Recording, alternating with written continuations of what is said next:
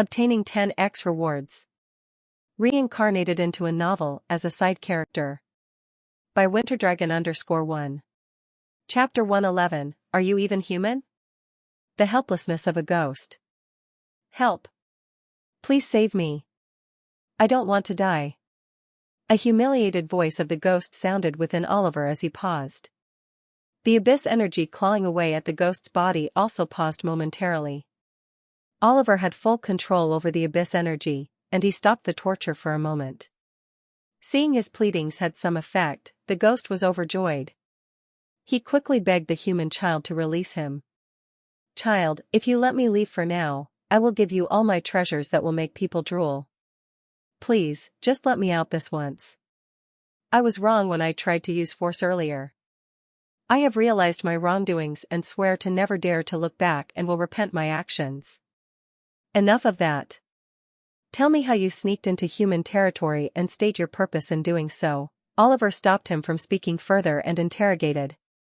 Why, you know I am from the demon lands. The old ghost was shocked.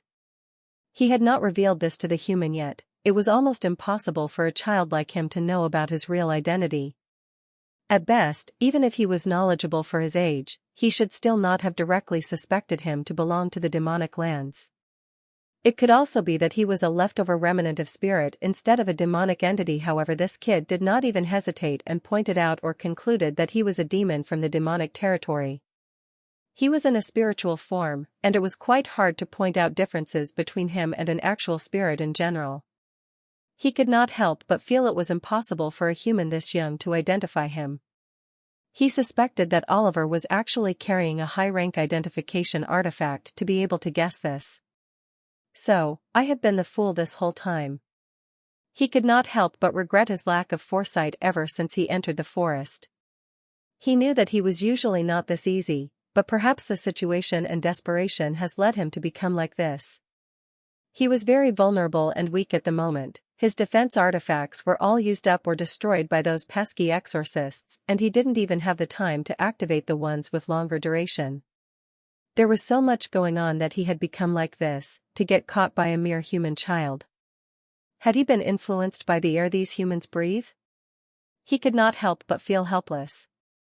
Before the torment resumed, he explained to the kid his purpose and what had led him to this point.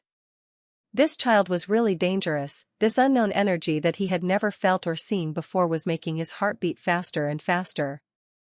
He did not dare to lie, fearing the child might even have a lie detector artifact with him. It was better to truly confess everything. He was already on the verge of death, and it was better not to try tricks against this strange kid and the strange corrupted energy he had never seen before. The pain he felt was directly transferred to his very soul. It was nerve-wracking and extremely painful. He thought that even this human child did not realize just how much pain it was. The magnitude was very high. He could not help but groan in a mix of fear and frustration. He had always thought that the demons were the ones who were cruel and sadistic, but now he was having second thoughts. If the child alone was this twisted, he could only imagine how twisted his parents would be. He rarely had such close and long encounters with any humans. Usually the ones he encountered would cower before him in fear before getting killed and devoured by him. His knowledge about humans was limited to the information recorded by others, but what he had always read was humans were emotional fools and could be easily manipulated by their primitive instincts or their feelings. Soon, he finished explaining everything from the start to how he ended up in this forest. Oliver hummed in response after listening to the old ghost's explanations. It did not seem that he was lying either. His eyes glinted with a sharp, calculating look, as if weighing the truth in the ghost's words. The hesitation was brief, but it made the ghost's form tremble in uncertainty. Anyway, he really did not care much whether the ghost had snuck in intentionally or not, or whatever his purpose was. He demanded, "Hand over all the treasures you have on you." The old ghost could not help but curse internally. The treasures he had were very precious, collected over his long life. It provided him some relief that he did not carry all of them with him. As long as he could get back to his home base, he could stock them again. He reluctantly took out a space bracelet from somewhere and held it out in front of him. Here it is. This is all I have, you can search me. He held out the bracelet and said aloud, fearing that Oliver would not be able to hear him or something else. He wondered how it was going to be taken outside to the strange human kid. However, in the next moment, his questions were answered when the same terrifying energy pulsed upwards and covered the bracelet, slowly making it vanish into nothing but darkness. All right, now tell me why you were hiding in the forest. Oliver nodded, satisfied with his finds. He would inspect the gains later. I know there are spirits present in this old forest. You must know of it too, right? Considering you are a demonic ghost yourself. So the reason must have something to do with it too, he added. The old ghost shook his head. He had completely given up any hope by now. He was completely at the whims of this human child, his survival was on the line here. How ironic it was that he was comparing the children of the demon clan just a moment ago to these human brats and was feeling gloating over how powerful they were, but now he was captured by the same human brats. This kid was ruthless and scheming, he wouldn't lack compared to them at all, he was simply a wolf in sheep's clothing. It is as you say. There is a dormant spirit inside one of the ancient statues, but it is guarded by a powerful array, and I needed a physical body to decipher the array properly. The old ghost's voice trailed off for a moment as he said in a low voice, if you're willing to lend me your body for a bit, I can break the array for you, then you will be able to. Act dash. He could not even finish his sentence as the abyss energy clawed at his body once again, making him regret even suggesting that. I understand I was wrong. I was wrong. Please stop this. He cried out as he kept pleading when the torment stopped. So, what use do you have for me now? Oliver questioned in a heavy tone. The old ghost's face could not be any paler at the moment as he anxiously said, what do you mean? I have given you all of my treasures. You should let me leave. Please. Oliver's expression remained unmoved, a mask of cold indifference. Inside, however, he weighed the potential benefits of keeping the ghost around versus the risks. His hand twitched slightly, as if suppressing an urge to further test the ghost's limits. The old ghost knew the chances were slim. He had been stalling for time to gather more and more aspera to attack this human child. After catching him off guard, he would escape. He had no plans to possess this strange kid anymore, fearing what unknown dangers might be waiting for him inside. Oliver just hummed as he pondered the various uses he might have for this old ghost. Given his current standing and power, he could not think of much. I can't think of anything worth it. As soon as the ghost heard it, he frantically shook his head as he said loudly, wait, I can give you information. Information? Oliver raised a brow upon hearing the ghost speak, he could already feel the rising panic inside the old ghost's voice. It was natural to feel that way when you were suddenly captured and surrounded by the corrupt abyss energy from all sides. Not knowing when it might attack and eat away your existence. Even the demons would fear being tormented in such a way. Information about the demon territories, the military strategies, and many other things. You humans must want these secrets, right? As long as you are willing to spare my life, I will tell you everything I know. The old ghost was panicking inside. He still had not gathered enough aspera to launch a surprise attack and escape. He had to stall for time. Chapter 112, What do you think? Elder's question. The old ghost was panicking inside, he still had not gathered enough aspera to launch a surprise attack and escape. He had to stall for time. What he had just said meant he was turning traitor to the demon race. But to him, his life mattered the most, he was an intelligent life form. Only great and powerful demons had the privilege of gaining sentience and intellect. He was not willing to go down like this in such a filthy forest. So he had to stall for as much time as he possibly could. He knew that these human exorcists would be willing to pay any price to learn the tactics or attack patterns from the demon territory. Not only that, they would definitely reward this young kid if he went to them with this information. Not only would this kid receive fame, but also fortune. Being human, such things were naturally desired by them since they were born. If he could just take even the slightest advantage of this, he would be able to escape from here. but Oliver's next words made his scalp go numb. Information? I don't need it. What? Are you not aware of how much the humans could benefit if you reveal such information to them? They will even reward you handsomely for this. You will receive fame like no one. Quiet. Oliver bellowed, instantly silencing the ghost. 2 reasons, he started as he went up to a tree, lightly scratching the flaky bark, feeling the rough texture. He said, there are 2 reasons that I don't need it. I will tell you. The first, I don't like fame. I could become famous if I wanted to right now. The second, I already know everything you want to tell. The old ghost could not help but feel a chill when he heard the second reason. For some reason, he felt that Oliver was not joking with him. No sane human would refuse an offer to obtain secret intel about the demon territory. He had seen many in his lifetime. But how was that even possible? He already knows what he was going to tell him? Was this a bluff? The ghost didn't have the time to think as he felt the corrupted energy rapidly covering him. The torture resumed as he experienced the worst pain of his life in hundreds of years. His eyes burned in agony. He was going to die. Die aagh, the ghost cried out as he released a burst of aspera intending to harm Oliver. It was the one he had been saving until now. However, something unexpected happened in front of his eyes. The corrupted energy didn't even let the aspera flow out. It consumed everything, even the aspera was not spared. The old ghost had never seen something this bizarre in his lifetime. In his final moment, all he heard was Oliver's faint voice as he mocked. Did you think that I would not know about your little trick? Bold of you to think that you could launch a sneak attack while gathering aspera inside my own body without my notice. Ha ha ha. The ghost was fully consumed by the abyss energy, no trace of his existence left behind. Oliver felt a stir as the abyss energy seemed more powerful from the currents flowing inside his body. Observing the body analysis panel, he saw the following changes. Underscore underscore underscore underscore underscore underscore underscore underscore underscore underscore underscore. Name, Oliver Mystic. Race, human. Status, rank 1.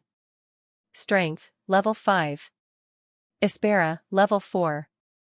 Abyss energy, level 4. Charisma, level 3. Luck, level 4. Underscore underscore underscore underscore underscore underscore underscore underscore underscore underscore underscore underscore underscore underscore underscore. His abyss energy had increased. He didn't think that there was actually a way to grow the abyss energy, but it seemed that devouring ghosts had an effect on the increment. Unexpectedly, that old ghost was indeed quite powerful, or else he would not have seen such an increase. He wondered if he was lucky that he found the old ghost in such an injured and sorry state that he was able to devour it. He looked at the storage bracelet in his hand for a while. He could see a dark inscription on its surface. The storage bracelet was secured by a barrier category rune.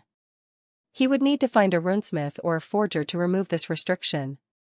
Since this rune was clearly the technique of demons, he would need to be careful.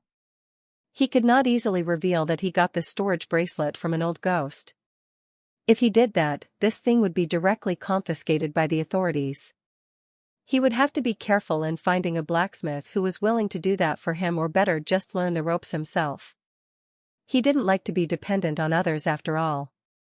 Underscore underscore underscore underscore underscore underscore underscore underscore underscore underscore underscore underscore underscore underscore underscore underscore.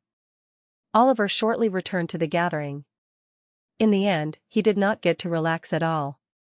He cursed that dead ghost in his mind and these useless elders who could not sense a demonic ghost being present and hiding inside this big forest. He wondered if they had gone senile. Hey, Oliver, where did you go? Bella smiled and asked him politely. She had forgotten the previous incident after gaining his forgiveness. He looked at her before replying, nothing, I was just taking a stroll. Oh. I just asked the elders, and it seems we could begin training soon. We could duel with each other as much as we want during that. I can't wait for it. She chirped excitedly as Oliver let out a wry smile. She was barely 9 years old and was already showing traits of being a battle junkie. He saw Evelyn was also looking at him with an eager look. He could guess the reason as well. She had always looked up to Bella, so since her sister was so excited to spar with him, someone of the same age as her, she was naturally curious about his skills too. Her thinking went along the lines of, since my sister defeated him, I must be able to at least get an upper hand over him, or so. He looked at Nadia, and she averted her gaze, giving him a cold shoulder. This girl. After that, they left one by one, back to their respective clans. While they were in the car, the elder driving suddenly asked him, "What do you think about the older twin from the Celestial Paradox clan?" Chapter 113, Exorcist Web. Using features. While they were in the car, the elder driving suddenly asked him, "What do you think about the twins from the Celestial Paradox clan?" Oliver, who was about to doze off, heard him and frowned. Why was he being asked this? They were both talented. The older one is quite powerful for her age, and the younger one, she seemed harmless, but the air around her said otherwise. I personally wouldn't underestimate her either. The elder just hummed as he kept driving. What are your opinions on the Celestial Paradox clan, then? After fighting her, you should have some realizations. Again? What does this old man intend? He answered nonetheless. The clan is a mystery of its own. I would say they are quite enigmatic. The martial arts technique that she was using was really intricate and powerful. I really liked that. So you liked it? Yes, are you going to get it for me? The elder went silent after that and drove in silence until they reached the clan. Underscore underscore underscore underscore underscore underscore underscore underscore underscore underscore underscore underscore underscore underscore. Upon reaching the clan, Oliver didn't do much except revise his self-training to train his special eyes and other weapon techniques. He was interested in the joint training program and how they were going to be trained. It should be challenging nonetheless. There was a limit to how much he could train himself without proper guidance from someone with a great deal of expertise about the field beforehand. It was both time-saving and more efficient. He grinned as he thrust a spear he had bought some time ago in front of him. Well, the maid had purchased it for him. While leaving the forest, the maid was curious about where he had gone off to but did not suspect anything since he returned shortly, perfectly presenting an excuse that he was just there for a stroll. Practicing daily had now become a routine for him. Since he had nothing to do for the time being, he took out the smartphone he had received from Jenna. The clan didn't provide internet facilities to him. Well, in the first place, the connections were made using Asperis signals in this world. The process was not explained in the novel, but it just happened to be done that way. The connectivity and speed were exceptional. Welcome to Exorcist Web. Oliver raised a brow when he saw the interactive design and familiar message. The words shifted and changed into another after the introduction. Please input a command for voice recognition. Oliver had set up voice recognition last time when he got the smartphone. It was necessary to make this more secure. Open, he said in a calm tone. A black scanner suddenly lit on the screen before new words appeared. Voice recognition has been successful. User Oliver confirmed. Proceed with the username? Yes/no. He paused for a moment. Last time, he was in a hurry and just went in without a proper username, but now that he was free and could explore it properly, he decided to have a username. Yes. A small keyboard appeared with an empty name box instantly. He thought for a moment and then went through all sorts of names circulating inside his mind. Winter Dragon. He came up with this name as his alias. From the novel, he knew that the security of the network was very high and his identity would not be revealed at all under normal circumstances, even if he used his real name. But he still felt it was better to use a pseudonym. The username is available. The username has been selected. To change the username, it will cost 10 billion Neden for the first time. The price will increase exponentially with the number of tries. Oliver looked at the text with a nonchalant expression. He felt that they were quite outrageous. After a certain number of tries, it would be impossible to change the username. Profile. Name, Oliver Mystic. Age, 8 years. Race, human. Affiliations, Black Codex Federation. Oliver's eyes narrowed. The information was too precise. It seemed that Jenna had already filled in details on his behalf before she gave the smartphone to him. Or maybe it was something else entirely. However, this was not the end. The loading was still active before he noticed an alphabet appearing at the corner of his profile. It was the alphabet C. He clicked on the alphabet as information popped up next to it. C-tier exorcist account. A C-tier account? Not bad. Oliver nodded to himself. The accounts were divided into different grades, and each grade had different privileges associated with them that were better as the tiers went up. After closing the prompt, he looked at the various other options available to him now. Profile. Exorcist Web. Black Codex Web. Bank. Data. Whoa, just selecting a username enabled so many features compared to before. He exclaimed in a pleasant tone when he noticed the options that were not there before when he accessed it last time. He suspected that it was related to the previous method of selecting a username that he had not done before. Nonetheless, he started to select options to see what exactly they were and their purpose. Bank. Total balance, 20 million Neden. Did Jenna make this account on my behalf? Well, that's a perk of being related to an organization, I think. Oliver mused as he looked at the 20 million figure with interest. It seems she added all the amount from before when I sold her the artifacts. Efficient. He nodded and closed the function. Next, he went up to the Exorcist web to search for stuff that would interest him. He searched up the metals category to see if the material he was looking for was available or not. It's there. He stood up as his eyes widened in shock. He didn't expect to find it so easily. Non-flammable giallaril. Current price, 4 million Neden. Time left, 4 months 3 days. Bid? Yes/no. But it's on auction, and the time limit is quite a lot. Nonetheless, I must bid it here. If the amount increases more, then I should prepare more funds in advance. He knew that the material was extremely rare and he might even have to go through a lot to obtain it in the future. If he could, he must buy it when it was available. Bid placed. Thank you for participating. The notifications will be directly sent to your inbox. He directly bid 5 million Neden. He didn't fear getting scammed since he was aware that the Exorcist web was highly secure and maintained proper regulations. Not only did the identity of its users remain private, but the transactions were really authentic. Chapter 114, Heretics. The bracelet?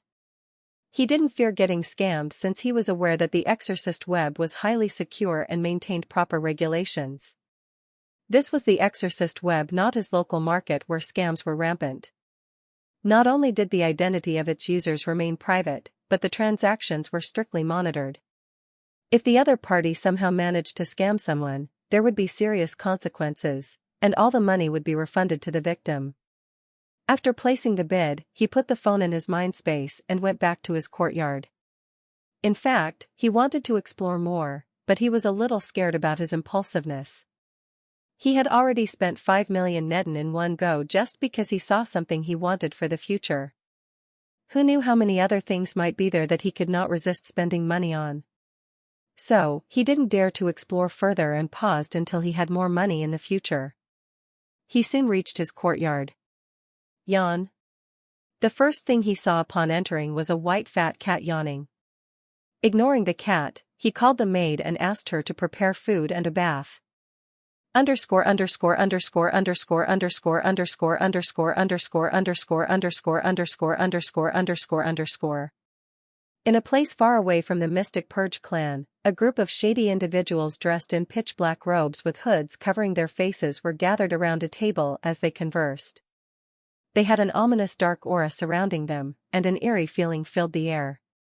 One of them spoke in a hoarse tone, I have received instructions from the higher-ups that one of the demonic ghosts entrusted to the border was surrounded by exorcists.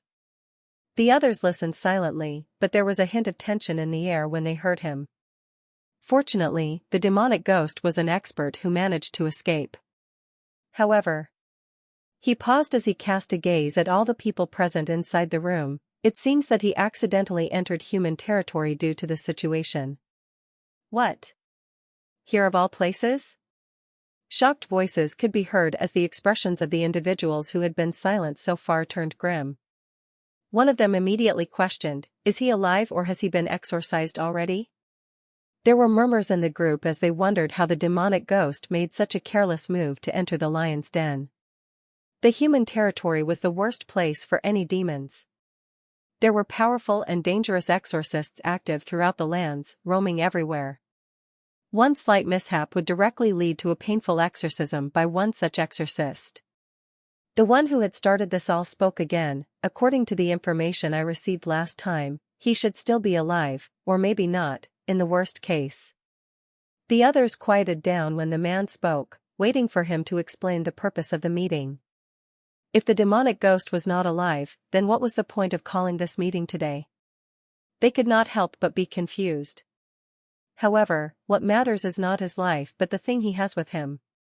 The higher-ups left something very important with him due to some confidential reasons, and we have to get him back if he is still alive. If not, then, the item should be retrieved no matter what.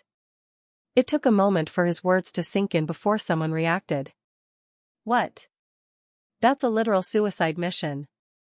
"That's right. We don't even know where he is at the moment." "Not only that, but what if the exorcists have already exorcised him and seized his belongings? Do we have to jump in the middle of those crazy exorcists to get that thing back?"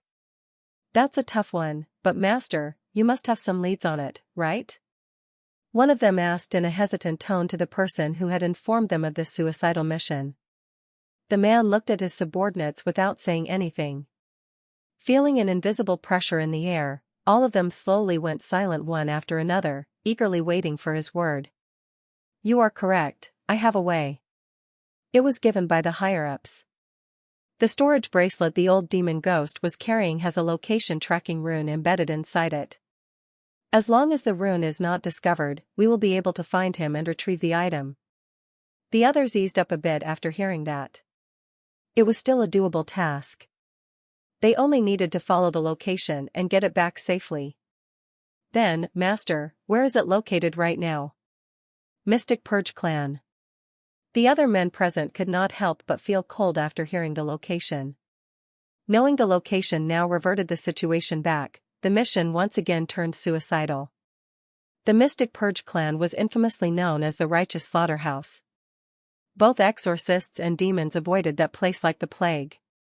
Entering that place alone was extremely difficult for them. No, it was close to impossible. Not to mention the crazy-minded people of that clan. If they even get a whiff of them, the torture that awaited them would be unimaginable. "Master, that's..." They could not help but ask hesitantly, looking at their leader. Even he should know about the danger of the Mystic Purge Clan. Although their faces were covered with hoods, all of their expressions were identical at that moment. They heard him speak again, but this time they could hear a hint of solemnness in his tone. "I am aware of what you all are thinking.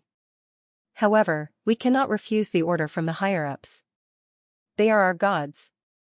His tone turned maniacal in the end as he chanted his beliefs aloud. Yet no one in the room stopped but rather looked at him with reverent eyes. They were a group of demon heretics, as termed by the exorcist clans, and they worshipped demons religiously as their gods. They were the servants of demons. The demonic heretics often had a belief they should have been born as demons but instead were born as humans. They hated being humans and aspired to become demons and be recognized as such. While this was a twisted belief and psychotic thinking, they were offered the chance to become the servants of demons and thus turned traitors to their own race. Chapter 115, Disaster Beasts?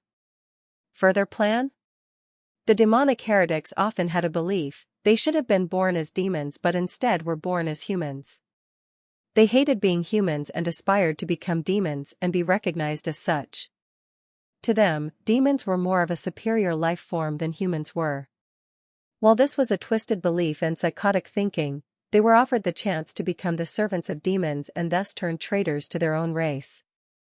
The humans who shunned them and isolated them did not deserve them according to them. They were loyal to their demonic masters and helped them annihilate humanity. For a demon, infiltration into a human-populated area was quite difficult due to their differing features. However, these individuals were different. They were humans in the first place and thus served as spies when needed. They spread havoc when ordered and eliminated when told. In exchange for all this, they were rewarded with superior power resembling and exclusive to their demonic owners. Those who performed very well were even promised a chance to become a demon. No one was sure how the process worked, however. But their faith was unshakable. "Master, what is this item that the higher-ups are so desperate to retrieve no matter what?" There was a momentary silence in the room before the man finally answered. "It is an egg belonging to a special disaster beast." "A disaster beast? What? Impossible. How did they find something like that? And oh, the more important question is why did they leave it with the demon ghost if he was going to the borders?" They stood up in shock. The news was too astonishing after all. Disaster beasts were the rarest beasts to ever exist in this world, especially the special disaster breed. Throughout history, these disaster beasts could be counted manually. It was said that there were fewer than 40 such disaster beasts in the whole of history that had ever been seen or discovered. These beasts had always been found or born in extremely harsh environments and were very hard to detect. They were born weak, extremely weak, but their growth rate was almost unbelievable. There was a difference between these disaster beasts and normal beasts. While beasts were born out of an excess of aspera and harsh environments, they were not hard to find. The beasts were basically a product of excess of aspera and the harsh environment they grew up in slowly shaping their existence. Humans and demons both had them and usually formed contracts with such beasts. Beasts were low in intelligence until contracted most of the time. After forming a familiar contract, these beasts would become loyal familiars to their contractors. The large demonic beast that the elder used to transport children for the demon hunt event was an example for such beasts. There were many uses for beasts, such as for labor, transport, wars, and whatnot. However, disaster beasts were a completely different breed of such beasts. They were ancient and extremely rare. They were named disaster for a reason. They could bring disaster to the world if they were properly cultivated and allowed to grow with their mystical abilities and powers. However, the world was fair, and thus despite giving these disaster beasts unbelievable abilities, they were required to survive until adulthood. Born weak at birth, they were hunted by those around them. It was extremely rare for a disaster beast to grow up to adulthood. They were just like any ordinary beasts until they started to actually grow. It was then that they would start to awaken their true abilities. And because of these reasons, finding just a single one was nigh impossible, not to mention controlling them. The only way to establish control over them was when they were born just from their eggs, at the very first instance. It could be seen how much value this egg had for the demons. Then we really have no option but to do it, but it's still suicide. How can we even enter the Mystic Purge clan without getting detected? One of them said in an agitated tone. Calm down, the boss of the meeting said as he looked at them. From the surveillance so far, I believe that it is in the hands of a casual exorcist from the clan. I don't know how or why, but it looks like that person has not shared the news with the clan. Perhaps greed? Or ignorance? The tracker points to a remote and isolated corner of the clan, so I am sure of it. What we will be doing is simple. We will not be entering the clan, that is close to impossible. Rather, we will keep a watch on the clan and wait until the person leaves the clan. Then we will ambush and retrieve the storage bracelet. What if he leaves the storage bracelet behind before leaving? I doubt the person will do that, given the precious contents inside. But if it comes to that, then we will have only one choice, which will be to infiltrate. What of the demonic ghost? Is he alive or not? I am not sure about that. The rune only detects the location of the storage bracelet and not the owner itself. It could be possible that the ghost has already been exorcised or that he is still hiding, away from the bracelet. Then what should we do about him? For now, nothing. Not until we are given specific orders from above. Our top priority at the moment is to get the storage bracelet back and the egg inside it at any cost. There was again a heavy silence in the room before one of them nodded. Master, if you don't mind me asking, do you happen to know which disaster beast is in the egg? No, I was not told about that. Actually, he knew, but he did not want to tell them. He did not trust them enough even with the binding marks. The disaster beast was a really big deal. If he told them what it actually was, they might become greedy. Even he could not resist himself when he heard whose egg it was suspected to be from the higher-ups, but thanks to his binding mark, he remained faithful to his gods. I understand. I presume we get into action right away. The others also agreed. They had no options on this matter. It was a job that had to be completed one way or another. Indeed. You three will keep an eye on the clan. I will give you the detector to track the location at all times. The rest of you will be on standby and continue with the preparations for the ritual as we have been doing before. Yes, Master. The cloaked men bowed and left the room, leaving the man who was their boss alone. He fell into deep thought. I can't shake off this ominous feeling that something bad is going to happen. No. I must obtain the storage artifact no matter what, or else I will die for sure. His eyes turned cold and an overbearing pressure descended into the room. He would personally make sure to oversee everything and retrieve that artifact no matter the cost. Chapter 116, The Elder's Revenge.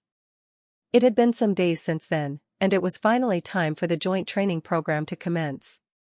Today, they would be gathering again to meet Dennis Rivera, the one who had been chosen to be their instructor. Oliver was somewhat excited. Last time, he had missed the opportunity to bond with Evelyn due to the ghost incident, but this time, he would make sure to connect with her. Well, there would be plenty of opportunities after all. They would be meeting frequently now that the program had been initiated. Oliver was picked up by the elder from before in that same luxurious car, along with Nadia and the maid. He sighed at the wealthy elder. The car was too impressive. He wondered if he would be allowed to drive it if he asked politely. Maybe I would require a driver's license first, ha ha ha. He curled his lips into a smirk as he imagined himself driving such a car in the future. Nadia looked at him smiling to himself and felt he was as silly as ever. This time, they were taken somewhere else instead of the forest. He could see a huge mountain in the distance. It was on a mountain covered in mist. There was a fortress located at the top of the mountain, shrouded in that white mist. It was an ancient-looking fortress built atop a secluded mountain range surrounded by diverse landscapes such as forests, smaller hills, rugged areas, and plains. It was the perfect place for any type of training. As the sun set and the sky grew darker, the car arrived at the foot of the mountain and stopped in front of a dilapidated hall, which was most likely the entrance to the mountain and the fortress at the top. He watched as the elder parked the car and asked them to follow him. As soon as they entered the ancient-looking hall, Oliver smelled a strong scent of moist earth, plants, and damp rocks. It was a pleasant smell. He gazed at the insides of the hall carefully. The hall was a little desolate, with weeds growing in the corners. It was quite spacious, and there was a courtyard between the gate and the main hall. In the entrance of the hall was a statue of a figure in the middle whose face could not be seen clearly. There were murals on both sides of the hall, but they seemed to be worn and falling off. There was a lot of burnt charcoal on the ground in front of the statue, probably left by passing travelers. The elder asked them to wait, and soon enough, Oliver saw all the familiar faces from before. They had come with their elders from the clan as well. He narrowed his eyes when one of the elders, the one from the Blue Crown clan, took out a black elongated pen and started to draw some seals with the burnt charcoal present on the ground. He watched with interest. Amber, who saw this, went up to him and whispered. The elder is drawing seals for exorcising evil spirits and setting up an early warning measure around this mountain hall. This is a necessary precaution when spending the night in the wild or unfamiliar places. Otherwise, those lonely ghosts and mountain beasts would come at night to hunt.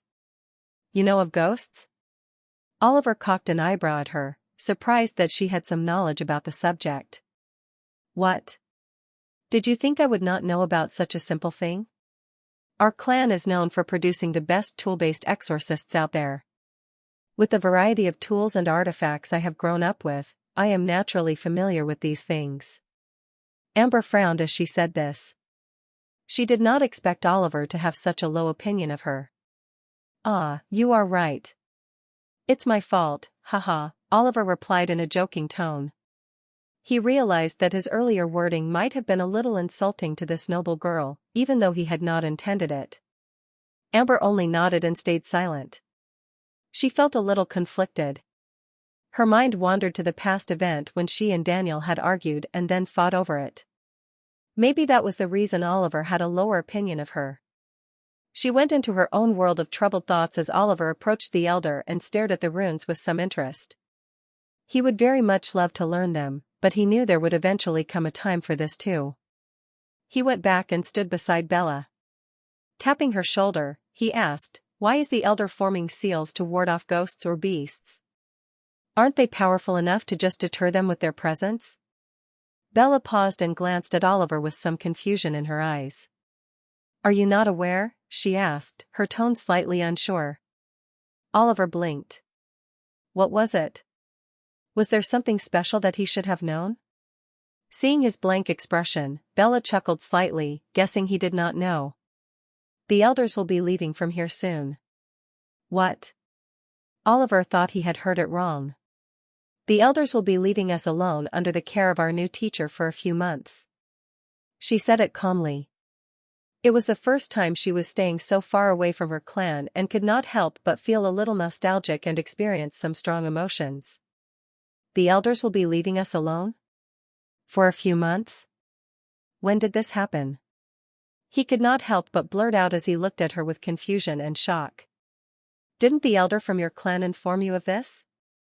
"I think everyone knows about it," Bella replied and looked at the others, who seemed to be prepared as well.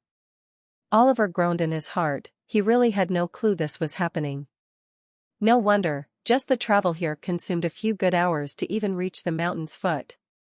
He glared at the useless elder from the Mystic Purge clan, his clan. Had the old coot finally gone senile? Or was his age taking effect on him that he forgot to inform such an important piece of information? The elder, seemingly feeling a strong gaze boring a hole in his back, looked back and met Oliver's angry eyes. He was confused for a moment before realization dawned upon him. He gave him a knowing smile and showed him the middle finger. "Fuck." Oliver cursed as his eyes almost bulged out. The elder seemed to have intentionally hidden this information from him. Chapter 117, Tall Mountain. Who is at the top? Fuck. Oliver cursed as his eyes almost bulged out. The elder seemed to have intentionally hidden this information from him.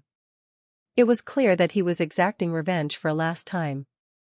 Oliver took a deep breath and calmed himself. There was surging hostility in his chest. He really wanted to beat this old bastard at the moment. But looking at the glowing aspera of the other party, he decided not to. "I have some junk food stored inside, so it shouldn't be a problem for a few days. It's not like the new teacher would not give us food. As for clothes, I always keep a few sets of them prepared with me all the time. As for elixirs, fortunately, I had recently purchased a stock using the clan's money, so it's not going to run out anytime soon. I also have a batch of weapons with me as well." Oliver sighed in relief as he rubbed his forehead. "Looking at it from an outer perspective, I am fully equipped and ready to survive in the wilderness, and this is not even the wilderness. So I should not suffer too much." It was just, more of a surprise element to say. He calmed down and quickly got into his character again. He was thrown off guard just now due to the dirty tricks of an old senile bastard, but he was still good thanks to the mind space. He could not help but be grateful for the mind space he had obtained. He could always be prepared for unforeseen incidents such as this one. His storage ring was almost empty, after all, since he had developed the habit of storing stuff in the mind space rather than the storage ring. Nonetheless, he made a quick note to himself to later exact revenge on this elder for sure. The elders bickered for a moment, exchanging some insights related to their aspera and progress. Just as the children were waiting eagerly for the elders to finish up their business, a voice interrupted their chatter in the huge hall. "Hello there, are all of you gathered?" The elders paused and looked at the owner of the voice. It was an old man with a hunched back and short height. His face was seriously wrinkled, and he was using a cane to support himself as he walked. "These are all of them," one of the elders pointed at the kids. The hunched old man looked at them and let out a crooked smile as he introduced himself. "Welcome, children. You all can call me Sigfur, and I will be the one looking after your needs while you stay here."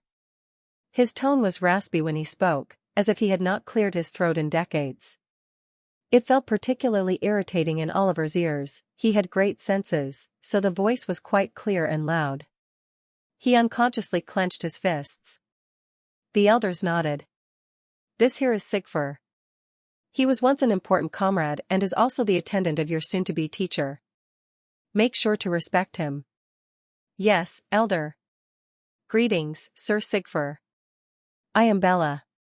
My sister Evelyn and I belong to the Celestial Paradox clan. We will be in your care." Bella came forward and politely bowed to the hunched man in white robes. She was the first to step forward.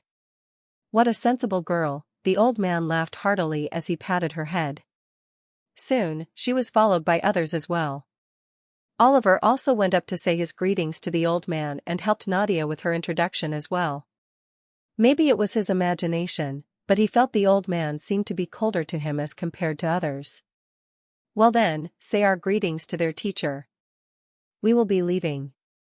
For some reason, the elder sounded funny, and the way he emphasized the word teacher was awfully suspicious. Oliver could see Sigfur frowning as well. It seemed that he also suspected something. However, he shifted his focus to the children soon. The elders left one by one, and soon it was only them and Sigfur. Never mind them. Children, follow me." Sigfur motioned for the children to follow him as he left the main hall, taking them to the back exit. Just like that, they reached the base of the mountain. Oliver could see a roughly made path leading toward the top. His heart suddenly started to beat faster as he began to feel what the old man was about to say. And he was right when the old man started speaking. "I will introduce you to your first task. Your training will begin from now on. Every moment you spend in this place will be counted as your training.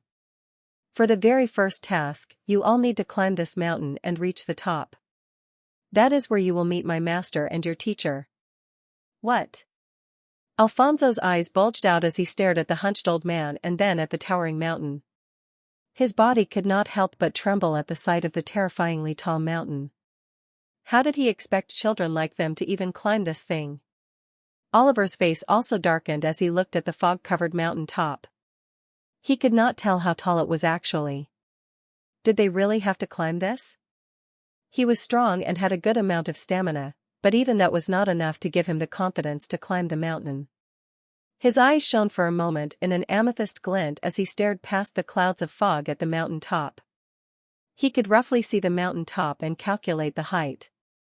It was around 10,000 feet, around 3,000 meters tall as any average mountain. To be given a more realistic measurement, it was about 2 million times as wide as a strand of spaghetti. Oliver thought about how long it would even take them to complete half the distance. Oliver sucked in a deep breath, not because of the height of the mountain but because, from the cosmic void gaze, he was able to see a figure standing on the very top of the mountain, at the very edge. And that figure was currently staring directly at them. From the blurry features, he was not able to clearly see their face, but the figure had long hair, so he assumed it was a woman. What was that figure doing there? And who was it? Chapter 118, Sigfur's Shift. Impossible task? From the indistinct features, he was not able to correctly see their face, but the figure had long hair, so he assumed it was a woman.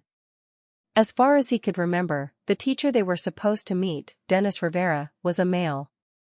So who was she? For a moment, he even felt the woman staring directly into his eyes. Their eyes met for a moment, and Oliver could feel an unseen pressure covering him for some reason. There's no way she can exert her pressure or aspera from that height. Am I being overly sensitive? Oliver had a serious look as he kept watching the woman before she averted her gaze and disappeared into the dense fog. He also stopped looking at the fog and focused on the situation at hand. Are you kidding me? You expect mere children to climb thousands of meters? Not to mention how impossible this is, but it's a waste of our time. How long would it take for us to climb that giant? Sigfur was calm as he observed their dramatic reaction. He huffed, "What brats. At your age, I could climb this mountain twice and still fight." He spat near Daniel's foot. You. Daniel was infuriated at how quickly this old man was turning around his attitude. He backed away from the area where the old man had spat, really disgusted by this sort of behavior. Alfonso was even more so. He almost had the urge to puke at this behavior. He had always been a gentleman and behaved properly in the clan. All the people he had ever met were high-class and sophisticated, so seeing such crude behavior gave him shivers. Oliver observed this and felt it was going nowhere. The old man was grumpy and difficult, which he could attribute to old age, and the other party was not any better. They were spoiled children from high and mighty clans. He had to ask on their behalf. Oliver intervened. "Sir Sigfur, there must be a catch, if I am not wrong? You are a wise man, and I feel that you are aware of our capabilities better than we are ourselves. With your keen insight and decades of experience, you should have already made a plan for us, isn't that right?" He slowly started to coax the old man. He was familiar with such people with inflated ego and pride, who used to think that their younger generation could never be right or never trusted their young ones in matters. While such people were annoying, they were easy to control and manipulate. "Humph. You are one clever brat." Sigfur sneered as he looked at the silver-haired boy. For some unknown reason that he could not pinpoint, this kid had been giving him a strange feeling ever since he entered the mountain. It was as if ants were crawling on his back. Nonetheless, he told them in a calm tone, "He is right. This mountain is special. The master has covered the entire mountain in a special array. The higher you climb, the more difficult it becomes to progress. Given how weak you pathetic little brats are, I will be kind and generous. You only have to keep climbing the mountain until your being gives out. The place where you give out will determine the best course of training for you. So it's like this." Oliver wiped imaginary sweat as he understood the task. "That's right. It's just that. You brats are just exaggerating these little things," the old man snorted. "Isn't that because you didn't make yourself clear from the beginning?" Both Alfonso and Daniel wanted to argue but didn't say anything in the end. However, one thing you must note is that the higher you climb, the more benefits you will have during the entire training period. This involves but is not limited to food, clothing, shelter, and other things. Amber frowned when she heard this. She was not too confident in her physical strength. So she asked, "Can we use tools or artifacts?" The old man spared her a glance and said, "You can, however, you better not. This is a test to determine your proper level. Using tools or artifacts is a necessary part of an exorcist's life. If you are confident in being able to do better with them, then be my guest." "I agree." Bella nodded and secretly gave Oliver a thumbs up. He had handled the situation well. Amber had no intention to listen to them. She was a tool exorcist. Her specialization was that if there were no tools, then there was no her. "What are you looking at me for? Start moving." The old man Sigfur yelled at the bunch, making them jerk and start running up the mountain while secretly cursing this old man internally who yelled at them. After all of them had left, his expression softened. He slowly said to himself, "They are talented, too talented. I have never seen a bunch as bright as them before. Master will really be happy to see the future generation. I am sure all of you can exceed her expectations and fill that empty hole in Master's heart." The old man looked sad for a moment as he reminisced about the past. The memories he had were not all pleasant, and there was darkness in the distance. He later shook his head to rid himself of such thoughts. Especially those two kids. That boy is too strange, and that girl is like a hidden dragon waiting to be unleashed upon the world. Master should tune them into shape, sharpen their talents. He could not help but remember that boy's deep eyes, he was not able to see past them. He felt a sense of threat from that little kid who had not even grown into adulthood. The Mystic Purge clan had really birthed something extraordinary this generation, he was sure of this thing. That boy was too strange, he was able to sense that golden-haired girl's immense talent at a glance. But when he tried probing that boy, he felt himself looking at a blank page. He was not able to sense through him at all. Maybe it was an artifact that he had or something else entirely, he did not know, but he was sure that his master would cultivate these bunch of kids into something far better. Sigfrid glanced one last time at the mountain top and returned to the hall where they had gathered initially to do his own work. He had high hopes for the children to climb high both on this mountain and in the future. He could not help but place his hopes on them to end this long, never-ending war with demons. Now then, why did those old men act so funny when they dropped by here? Sigfrid frowned upon remembering their expressions earlier. He had known them since he was young and could tell they were up to something. Even after becoming elders of such reputed clans, they still dared to act and play tricks. He quickly inspected the runes they inscribed to find something out of the ordinary, but they seemed to be normal. Did they tell the children something I am not aware of? He looked back, but all of them were already gone, climbing toward the mountain top. He only hoped that they wouldn't offend his master or else. Chapter 119, Daniel's Struggle. Pant. Pant. Damn it. How much have I covered so far? Daniel groaned as he looked down, only to see fog clouding his vision. He couldn't help but feel frustrated. He had been climbing for a while now but still couldn't see the mountain top. Not only that, the view below had also become obscured, making him feel chilly. One wrong step and it would be all over for him. His heart pounded in his chest as he contemplated the situation he was currently facing. He shivered as he imagined his body turning into a bloody pudding. A gust of wind whipped around him, threatening to throw him off balance. That old man, he is a snake, he could not help but curse that man again. He was really resentful of the old man who was responsible for their current predicament. While this was said to be part of training to determine their standing and base, he still felt there must be better ways to measure these things. Why did it always have to be the hard way? Was there no other path to greatness? He was also skeptical when the old man said he could climb 2 such mountains in a row at their age. Surely, that was impossible? He clenched his fists, determination battling with doubt. That's what he had been telling himself. He looked up and frowned. Despite being fast and strong, he was still almost at the end. Each step felt heavier than the last, the weight of failure pressing down on him. To be specific, he was the second last in line among the other children. He looked above with narrowed eyes. Just above him was Amber, after her was Evelyn, then Oliver, and finally Nadia and Bella, who had been climbing non-stop. Am I this weak? His face darkened. He had been conserving his energy while climbing but still did not expect to be at the end of the line. He had initially thought that being someone from the Sacred Swords clan, specializing in producing the best physical exorcists, he would be stronger than all of them. But reality said otherwise. Even Amber, who had tied with him, was above him.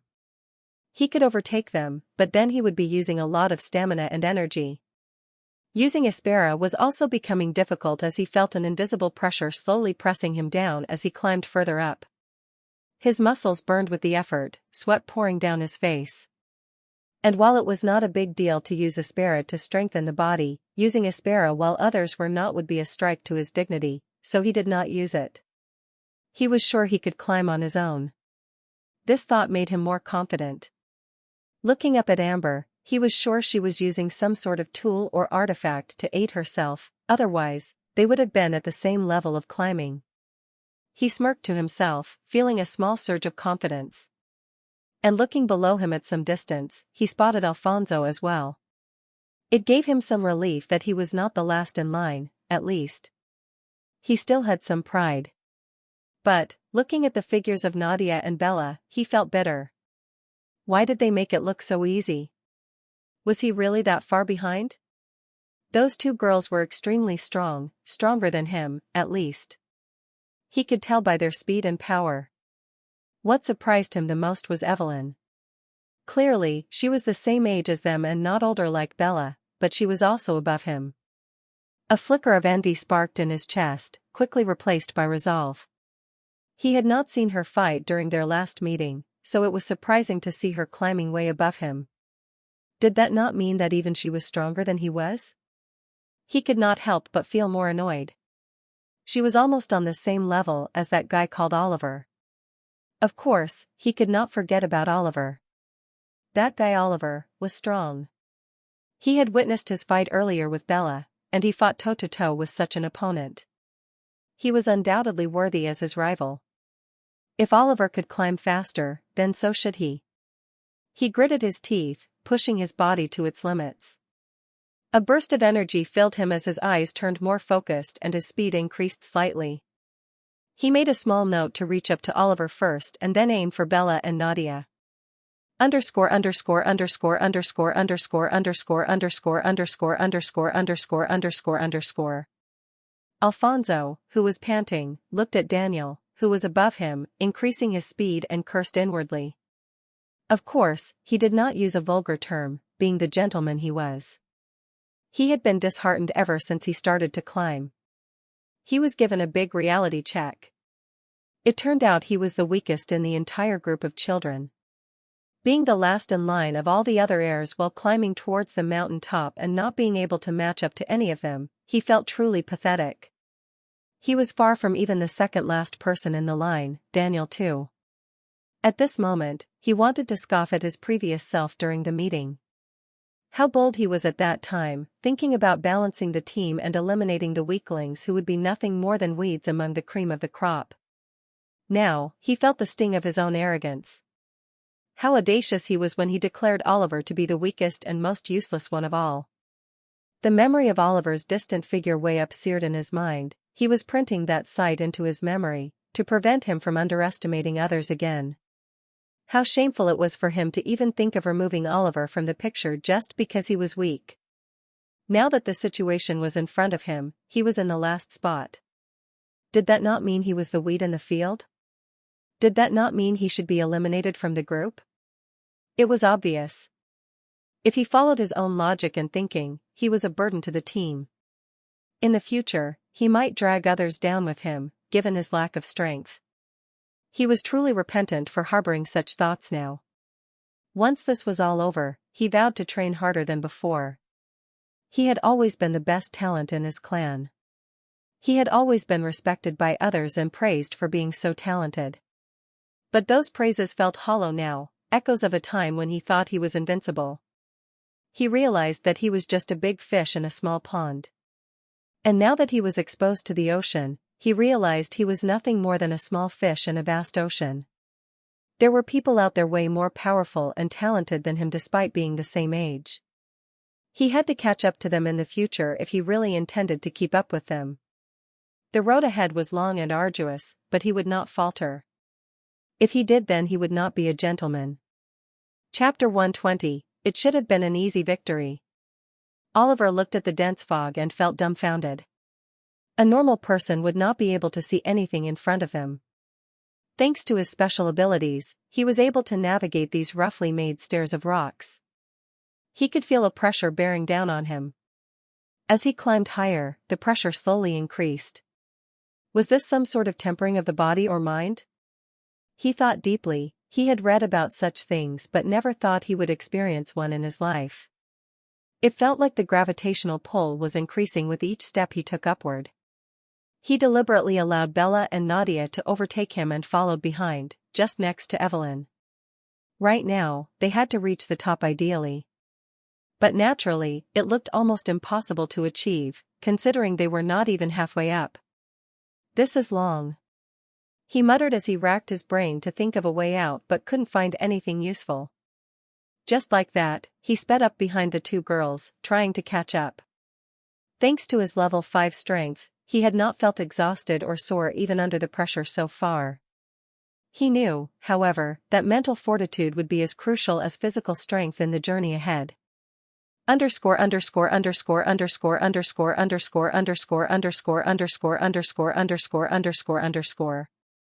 On the other hand, Evelyn, who was also climbing the mountain just behind Oliver, could not help but stare at his moving back intensely.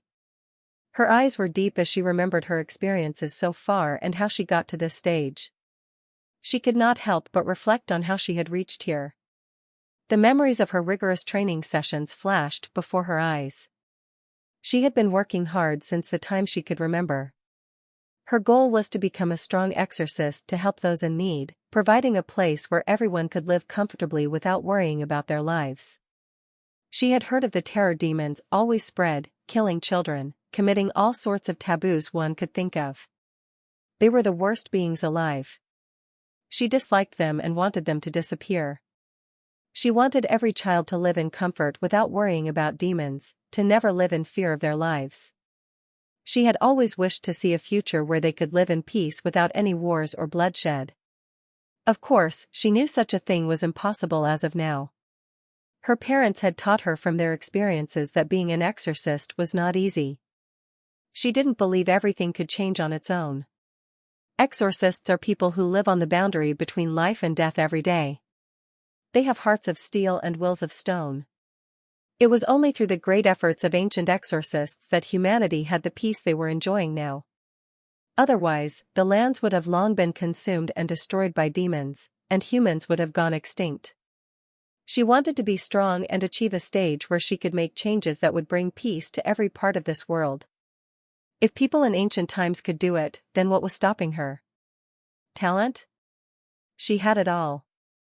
Resources? She had them all. Encouragement? She had it. There was nothing she lacked, and thus she devoted herself to following the footsteps of her parents.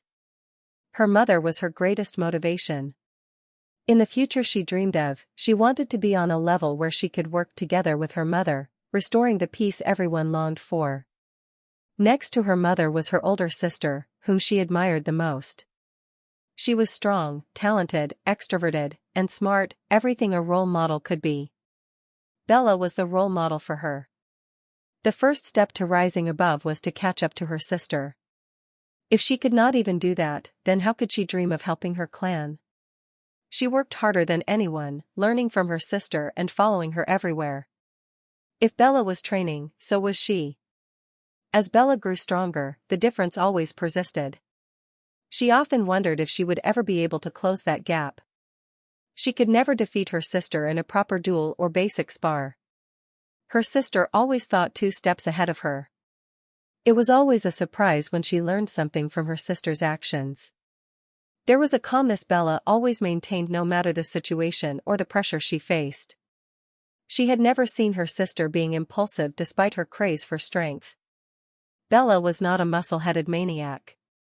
People often misunderstood her as such, but she knew better, observing her daily and practicing with her. She was someone who maintained an equilibrium that seemed almost unattainable. Bella was definitely her role model as well as her rival. She didn't think anyone among her peers could match her sister. That was until they were invited to meet the heirs of the other 5 major clans. Honestly, she was not expecting much other than some formal pleasantries that she was used to when she got to the location. And things were going as she had expected. No one spoke much and just observed the others. There was an eerie atmosphere around the table. Then came the people from the infamous Mystic Purge clan.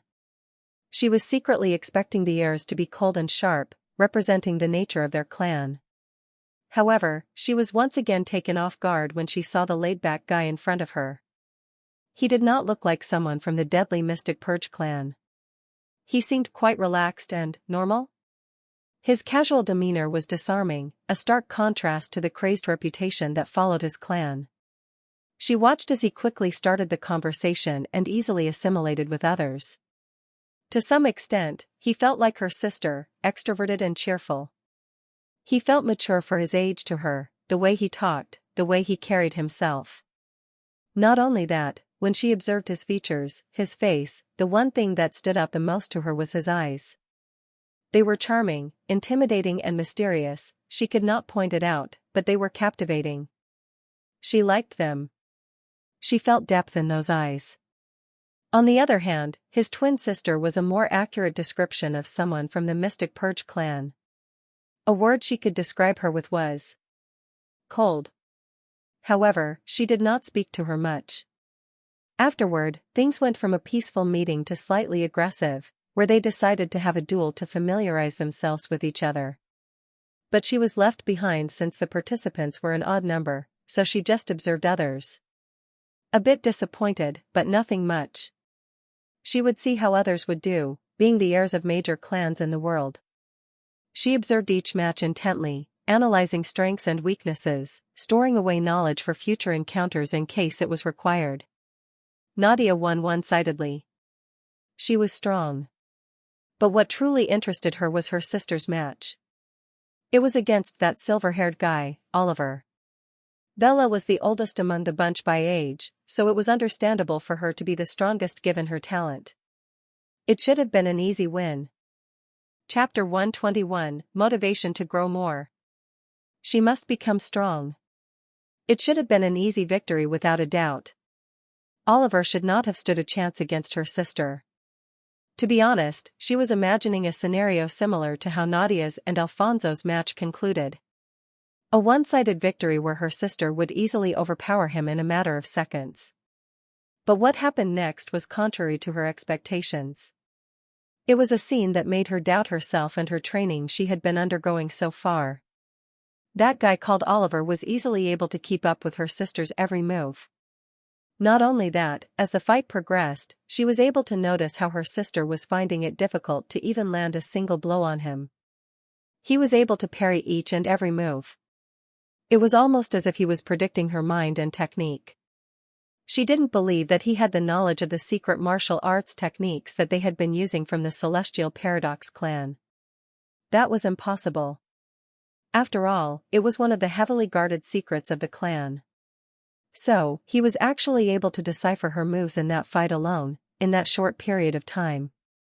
Although he was dodging or parrying by a hair's breadth, it was extraordinarily impressive to her. Her sister, whom she could never stop despite knowing about the martial techniques, was being countered by an unknown guy. She could not even believe it after seeing the fight with her own eyes. She didn't know when, but her hands subconsciously curled into fists. She was finding it hard to understand. Secretly, she was hoping that her sister could at least land a single blow on the guy who was so flexible he could dodge everything thrown at him. She wanted her sister to at least land one attack on him, but why? Was it because she would feel bad that her sister, who was a genius, was losing to this guy? Or was it for her own self-assurance? Was it because she did not want to accept that someone of the same age as her could be on par with her sister while she could not? Was it to satisfy her pride? Would she feel that her achievements up to this point in life would not be worth it and she was a frog at the bottom of a well? She didn't want to accept it, did she? Her ineptitude, that was.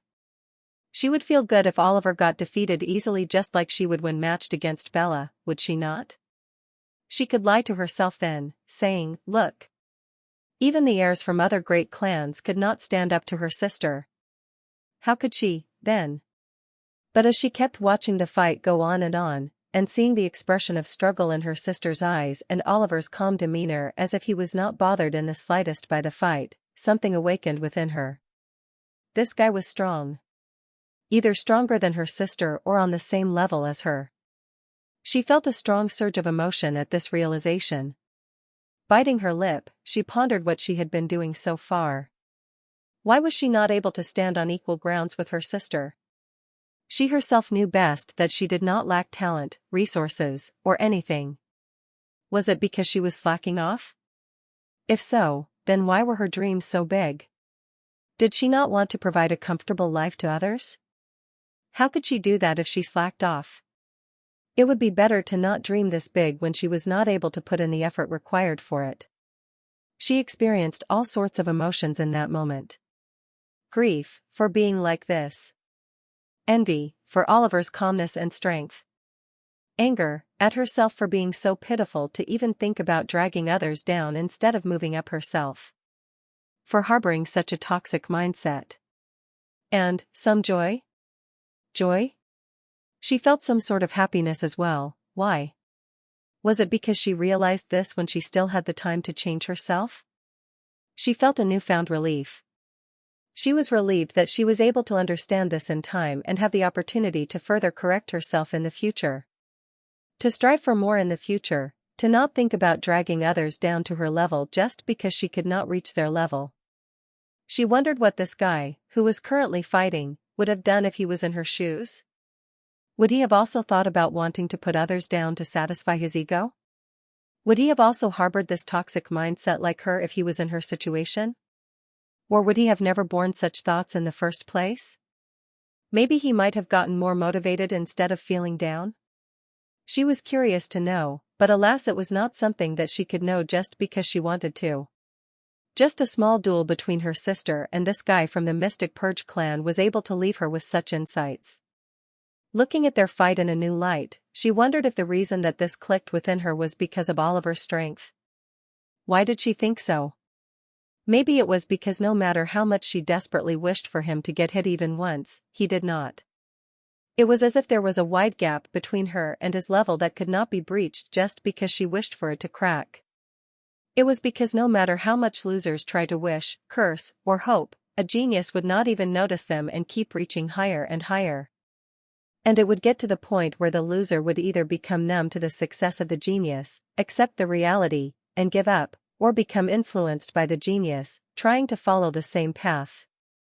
Maybe she did become numb when, despite her hopes, Oliver managed to counter her sister's every move repeatedly.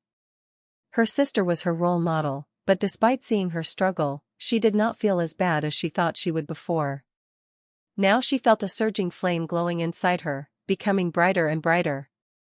Unknowingly, Oliver had established a place in her mind, serving as a goal that she must obtain. Chapter 122, He Will Climb the Highest. Chapter 122. Her sister was her role model, but despite seeing her struggle, she did not feel as bad as she thought she would before. Now she felt a blazing flame glowing inside her, becoming brighter and brighter, making her more motivated. She watched intently, wanting to obtain more insight from their fight if possible. However, the fight did not last as long as others had expected.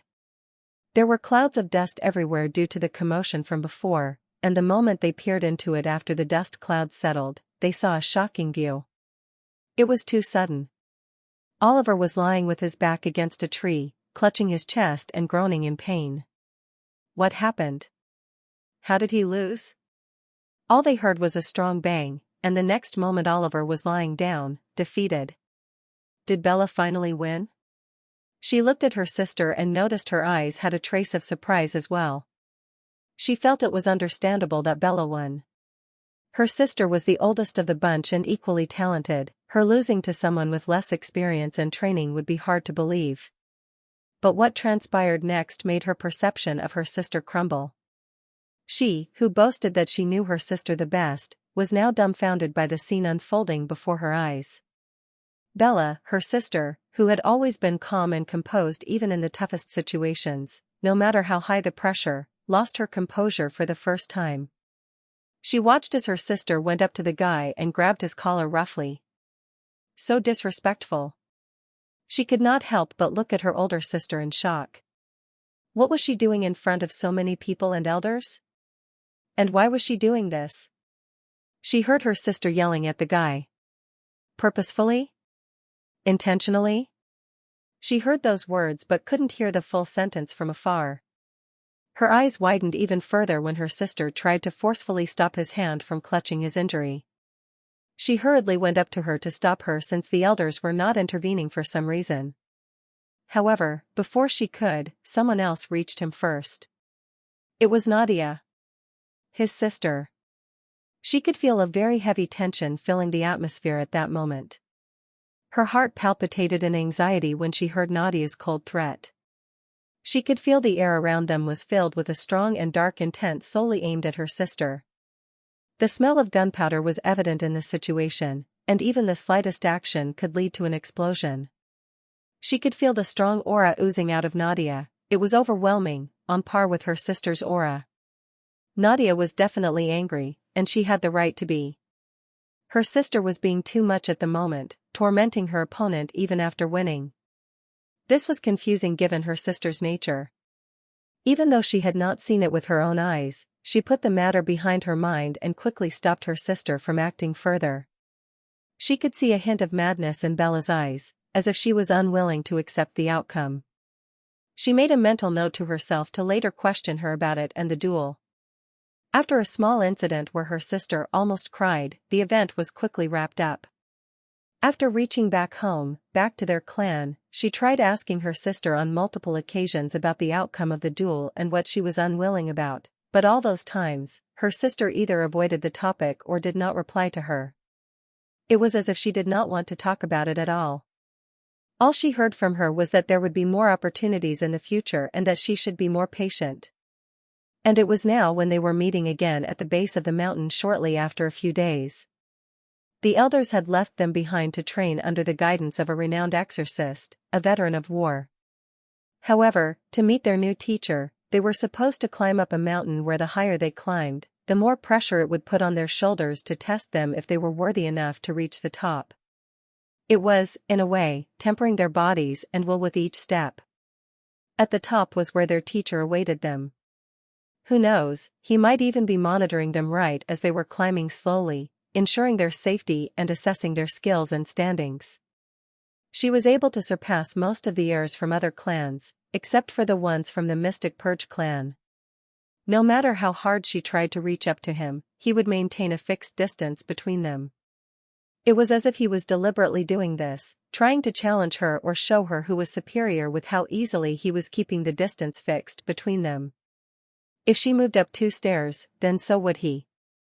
It should have been difficult for him too as he climbed upwards since each stair had an increased amount of pressure, but he was still able to maintain the gap. However, instead of feeling down or angry this time, she was feeling more excited and motivated as she climbed more and more. Her sister and his sister, Bella and Nadia, were competing among themselves at the top. They were quite far from them at the moment. She wondered if all the older sisters were like this. Nevertheless, she could not help but secretly feel that the guy whose back was facing her was a milestone that she must reach and surpass. Underscore underscore underscore underscore underscore underscore underscore underscore underscore underscore underscore underscore underscore underscore underscore underscore underscore underscore. Oliver, who had been jogging up without knowing anything, could have never expected that Evelyn was thinking this much. In fact, if he was asked, he would say that this matter was not that deep. At least not to him. For some reason, I am feeling a strong gaze on my back for a while. Oliver sweated slightly as he kept walking upwards. He could guess who was behind this intense stare. He was slightly confused as to why she was looking at him. Is she mad that he was ahead of her? Well, it could not be helped. He was planning to surpass all of them at the moment. Chapter 123, Overtaking Everyone. No help given? A few hours later. Pant. Pant. Evelyn was heavily panting, her cheeks flushed red as beads of sweat rolled down her forehead, drenching her youthful face. She staggered and almost fell on the stair she was currently on. It had been hours since then, and they had all climbed quite far and high by now. She was not sure where they were right now, but they had climbed a considerable distance.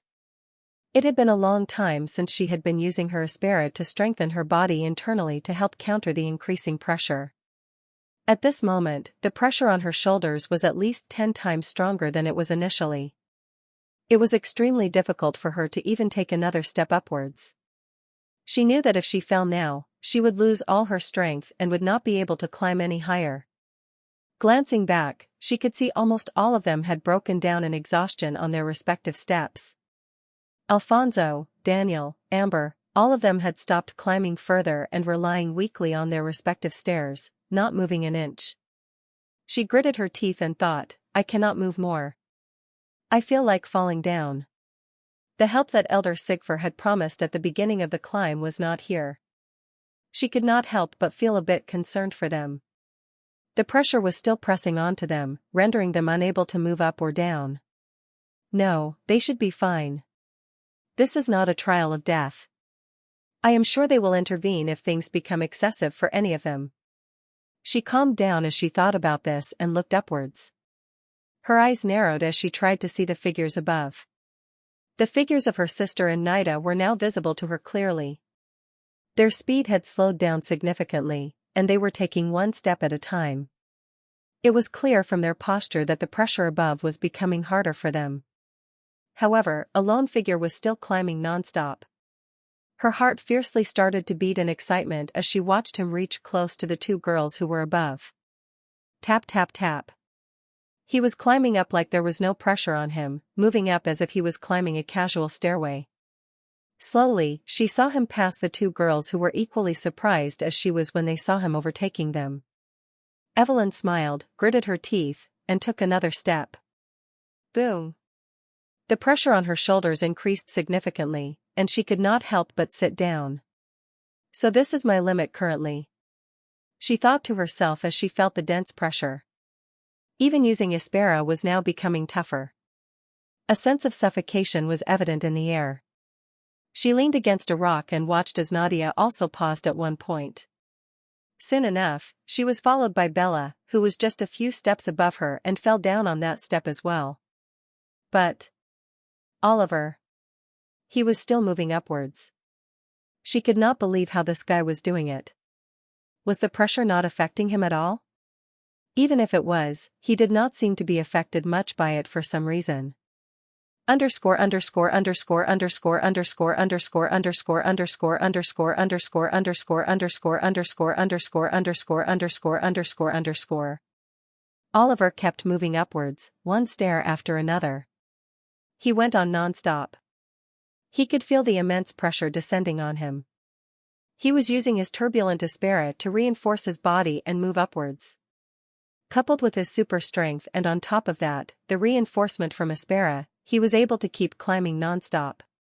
While the pressure was overbearing, there was a strange sensation in his body as he kept moving upwards. His Ispera, although subtly, was becoming more concentrated. This was probably due to the gravitational force pressing them. He noticed Bella and Nadia on his way but still kept moving upwards. Being the person with tenfold the talent of someone like Nadia, he was naturally able to overtake them. He wanted to know what his limit was compared to others. It was fine if they were suspicious of his strength. He was here to train, so they might as well see his true strength later. It was not like they would become jealous and try to kill him as soon as possible to eliminate some growing threat. Although they were not developed deeply in the novel, he knew they did not have that sort of personality. It was not like he could do much about it, considering he was about to spend months or maybe even years with them. It was better to be like this if they were supposed to be working together as a team in the future at some point. As he kept stepping up, his legs started to wobble slowly. This is... He panted slightly as he strained himself, getting tough. He could still spot the mountain top through the fog and knew that it was still far from their location. In fact, he was not even close to covering half the surface. The track of time was now blurry to everyone. He did not know how much time had passed since the start of all this. He had been taking breaks from time to time while climbing, however, for the past few hours, he had been going up non-stop. He felt that if he dared to rest for a moment, his body would truly fall down, and he would not be able to continue any longer, both mentally and physically. Looking back, he could not help but narrow his eyes, and now even the figures of Nadia and Bella were distant from where he was. Had it not been for his extraordinary senses and their relative distance, he might have not been able to see their shadows at all either. It seems this is as far as I go? He thought to himself internally, wondering how strong he would have to be to even close half the distance. In the end, he decided to climb one more step, a last step, and then stop. That was as far as he could muster up his will. Click! He placed his foot on the next stair and instantly felt an even stronger pressure than before raining down on him, threatening him to stop climbing. The sound of rocky stairs grinding against his feet was as clear as day in his ears. He persisted, slowly climbed over, and instantly crashed to the ground. He reacted in time and quickly leaned against the rock to prevent any damage to himself. He had reached his limit too. He sighed as he looked at the dense white fog surrounding him. He could not keep using cosmic void gaze, they were extremely draining. Not to mention, he was already mentally exhausted, unable to even try using it. All he could see was white fog filling his vision. Now, who will get us out of here? Underscore underscore underscore underscore underscore underscore underscore underscore underscore underscore underscore underscore underscore underscore underscore underscore underscore underscore. Hey! Is anyone there? Daniel yelled at the white fog around him. He had been here for some significant amount of time now. He could no longer spot Nadia, Oliver, Evelyn, Bella at all. It was either that they had gone way above, or the fog had become dense with time. Ugh. I am getting annoyed by all this. Suddenly, another voice came out, resonating in his ears. Chapter 124, Dennis? What happened? Ugh. I am getting annoyed by all this. He heard a feminine shout and focused on a shadow just a few steps above him. He was sure that it was Amber's vague figure. It seemed she was also getting frustrated at being stuck like that. Hey, Amber! Daniel shouted in her direction, are you there? It's me, Daniel. Daniel, is that you? The fog seems to be getting thicker and thicker. I noticed it too. Maybe it's about time that someone picks us up from here. I do hope that your guess is right and someone really comes to our aid, or I am going to go crazy here. Daniel chuckled despite the tension, hang in there, Amber. Just a bit longer. At that moment, they suddenly heard a sweet feminine voice echoing around them. It was neither too loud nor too soft, just right. Well done, kids. You all have managed to climb so far. Be proud of being born into your clans and having such prestigious blood running through you. The arrogance in the woman's tone was hidden but still present. Now that all of you have reached your limit, it is time to start your real training. Don't be disheartened for not reaching the top. You will have plenty of opportunities in the future. The children listened attentively to her words. They did not miss when she said all of you. Being born with intelligence, they could tell that all their fellow mates had finally stopped climbing. The ones at the bottom could not help but wonder how much they had climbed so far, given the hours of difference between them. Just as they were thinking about it, they all felt their bodies becoming lighter as the scene in front of them blurred and shifted into something else entirely. Instead of the dense white fog, they were now facing a tall building built like a traditional Japanese house. The roof of the house was steeply pitched and curvy, with deep eaves extending far to provide shade and protection from the elements. They noticed that the windows were made of wooden frames filled with translucent paper, allowing diffused light to enter the rooms. Overall, the house was mainly constructed using wood and looked beautiful. Daniel whistled in awe, this place is straight out of a storybook. They were quite high up in the altitude, the blue sky above them was beautiful and behind them as far as they could see was the same white mist or clouds, they were definitely at the mountain peak. Oliver was also looking at the traditional house in front of him with keen eyes before looking beside him. He had just finished drinking a vitality potion to restore his aspera and stamina. All the others who had joined were also there just next to him.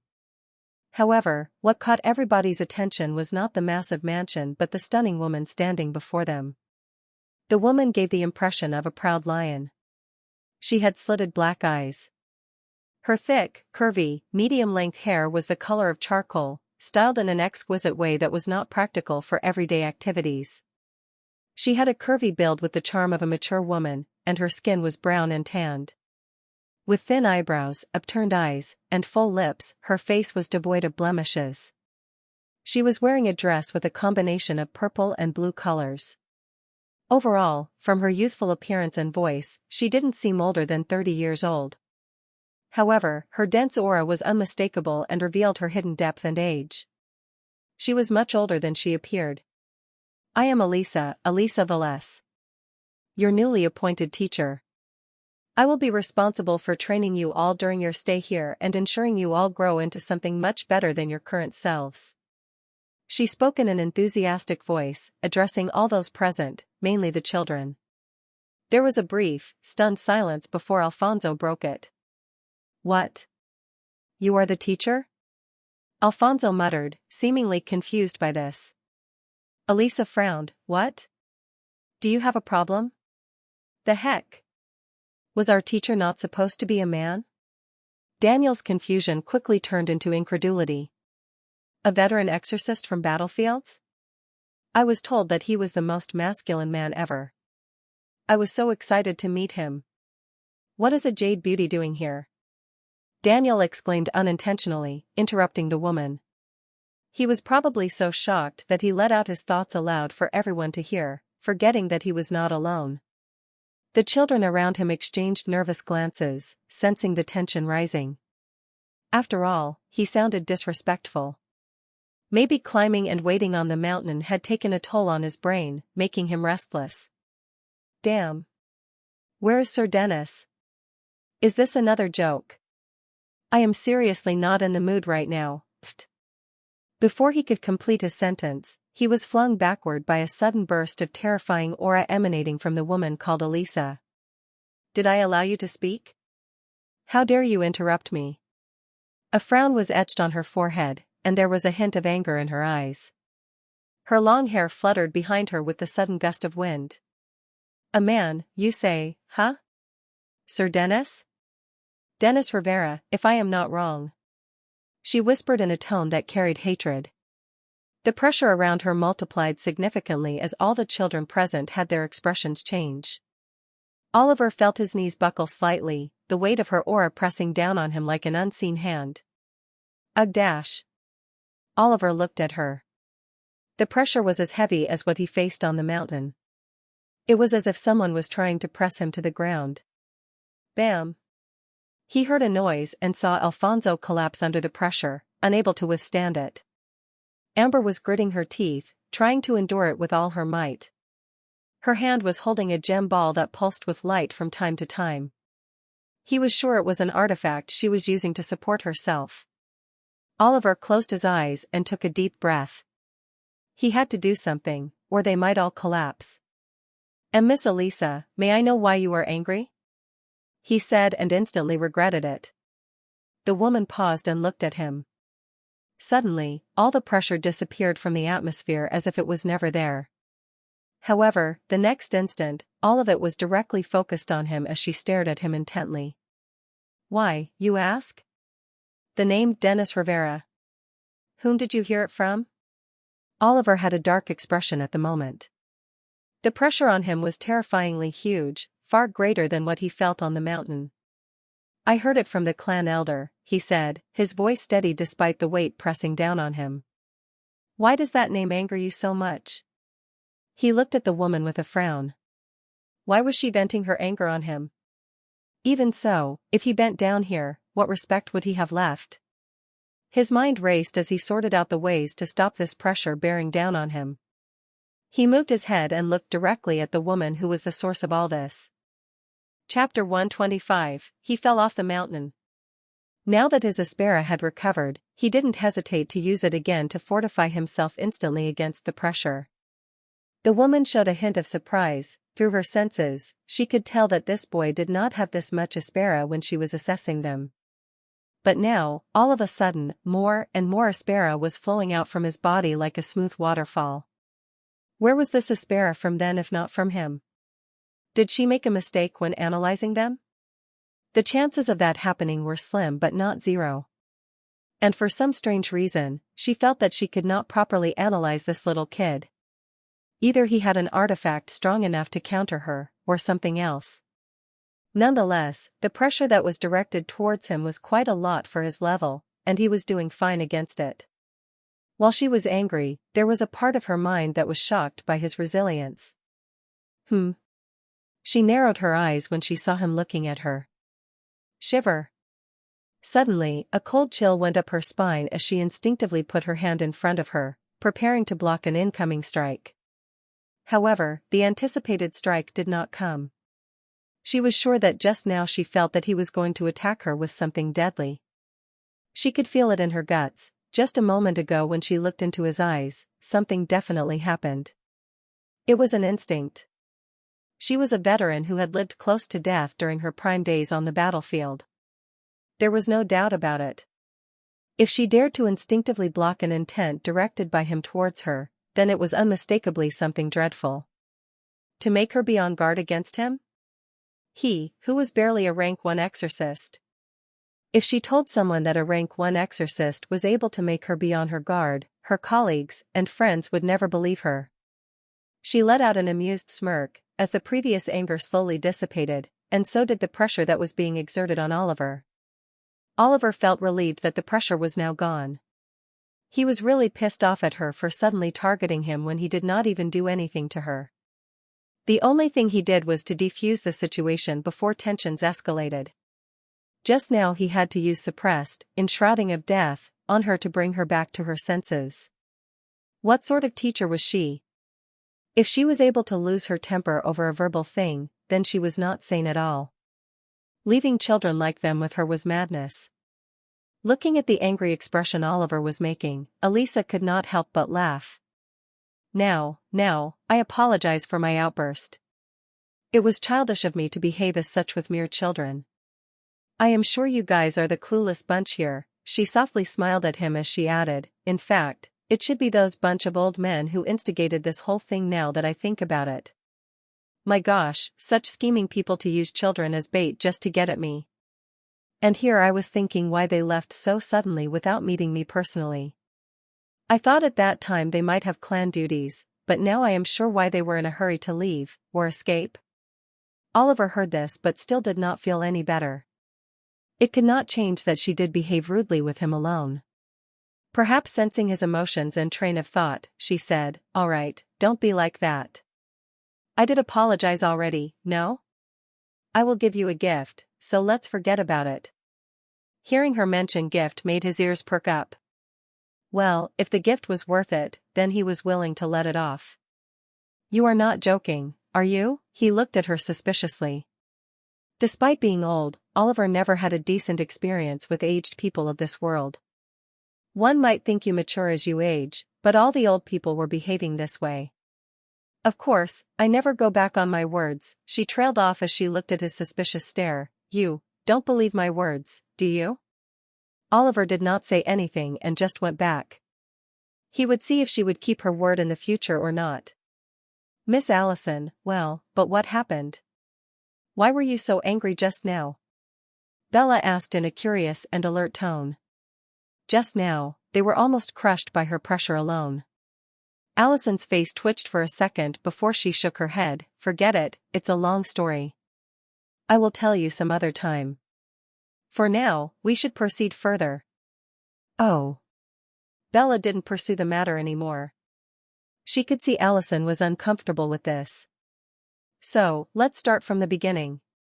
From now on, I will be your teacher, so refer to me as such, or you can call me master too, just like Sigfur if you want. Allison went back to her composed expression as she continued.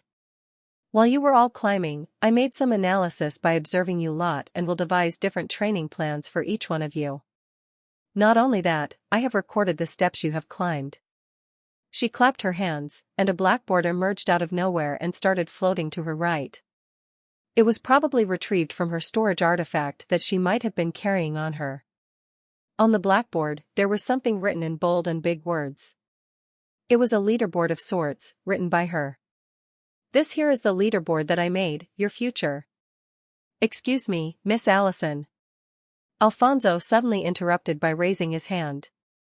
What is it? She frowned in displeasure at being interrupted once again. Once again? Well, the thing is Daniel is still not here after you pushed him out some time ago.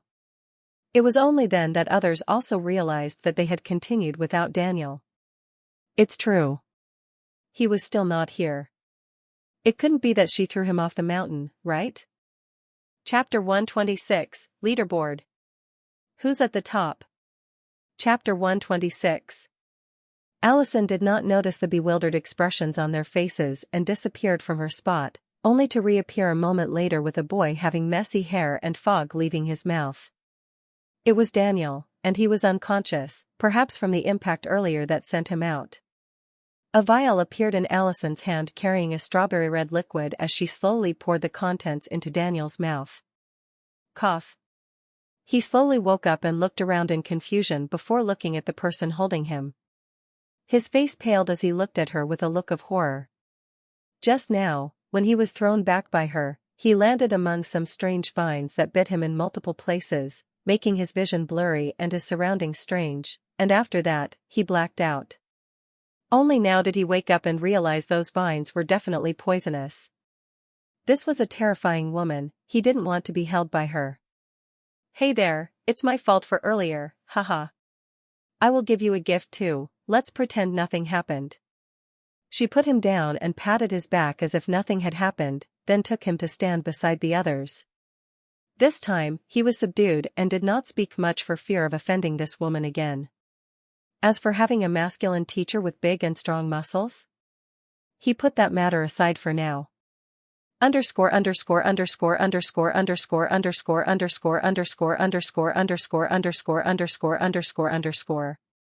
So, here's the ranking leaderboard. Ranking board. First, white-haired kid, 8,438 steps. Second, girl with platinum hair, 6,975 steps. Third, girl with no expressions, 6,897 steps. Fourth, golden-haired girl, 5,493 steps. Fifth, tool-using girl, 3,482 steps. Sixth, muscle-headed kid, 3,395 steps. Seventh, weak-looking kid, 2,987 steps. Underscore.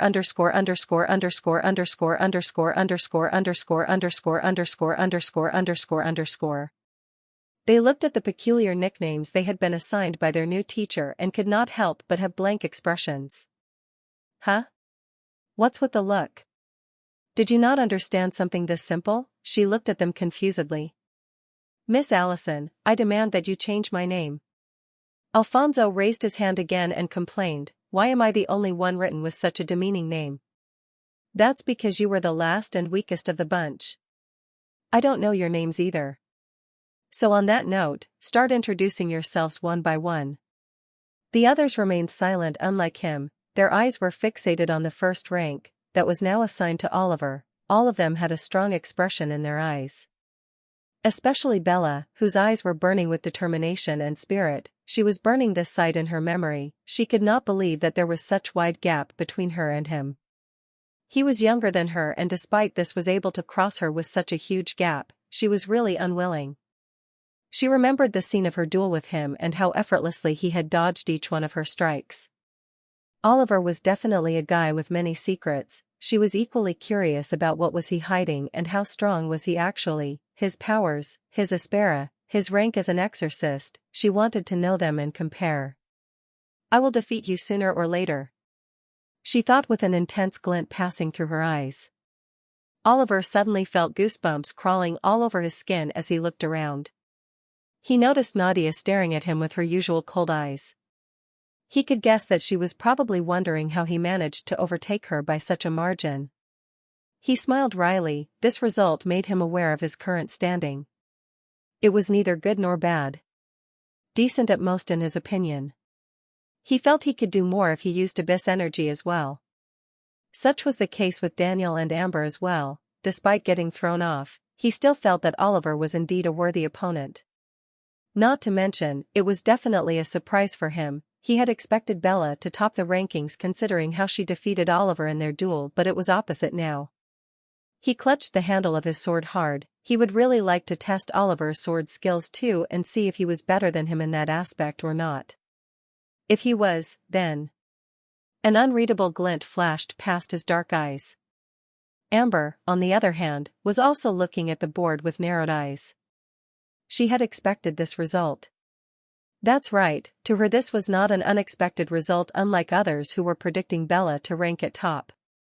While others might not have thought or noticed, she did see it during his fight with Bella, her entire focus was on Oliver, more specifically his nonchalant expression during the whole fight. It did not look to her that he was struggling a bit at all. If anything, he had a calculating look in his eyes at that time. She had seen that sort of look many times, so she was familiar with it. It was a look she often had when analyzing her tools or artifacts, determining their structure or use. Perhaps this was also why she had been more interested in talking with him since the beginning. She could feel that he and her were similar to some degree. Alfonso wanted to argue more but could not. He remembered what happened to Daniel and shut his mouth. He was having a hard time swallowing such humiliation for the first time ever. If he spoke more, then he would only look like a loser having hard time accepting his position. After everyone introduced themselves, the teacher nodded and pointed towards the house in the back. Since all of you are tired now, I will start the proper training from tomorrow. For now, all of you can choose a room on the first floor for yourself.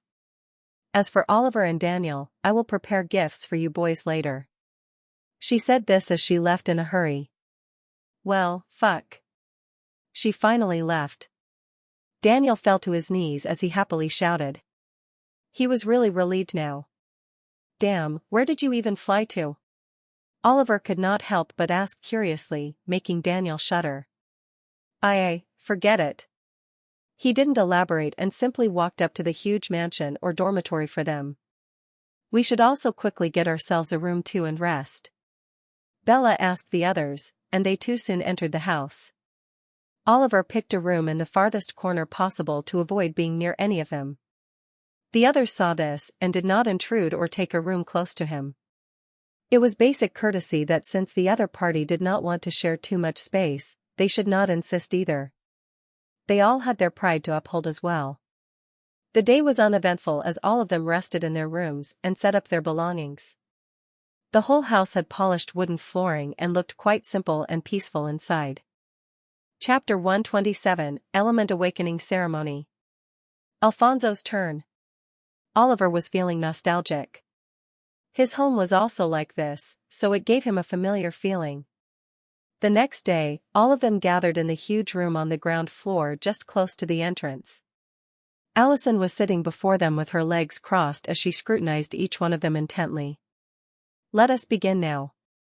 First of all, I noticed that some of you have yet to awaken your elements while some of you have done this already.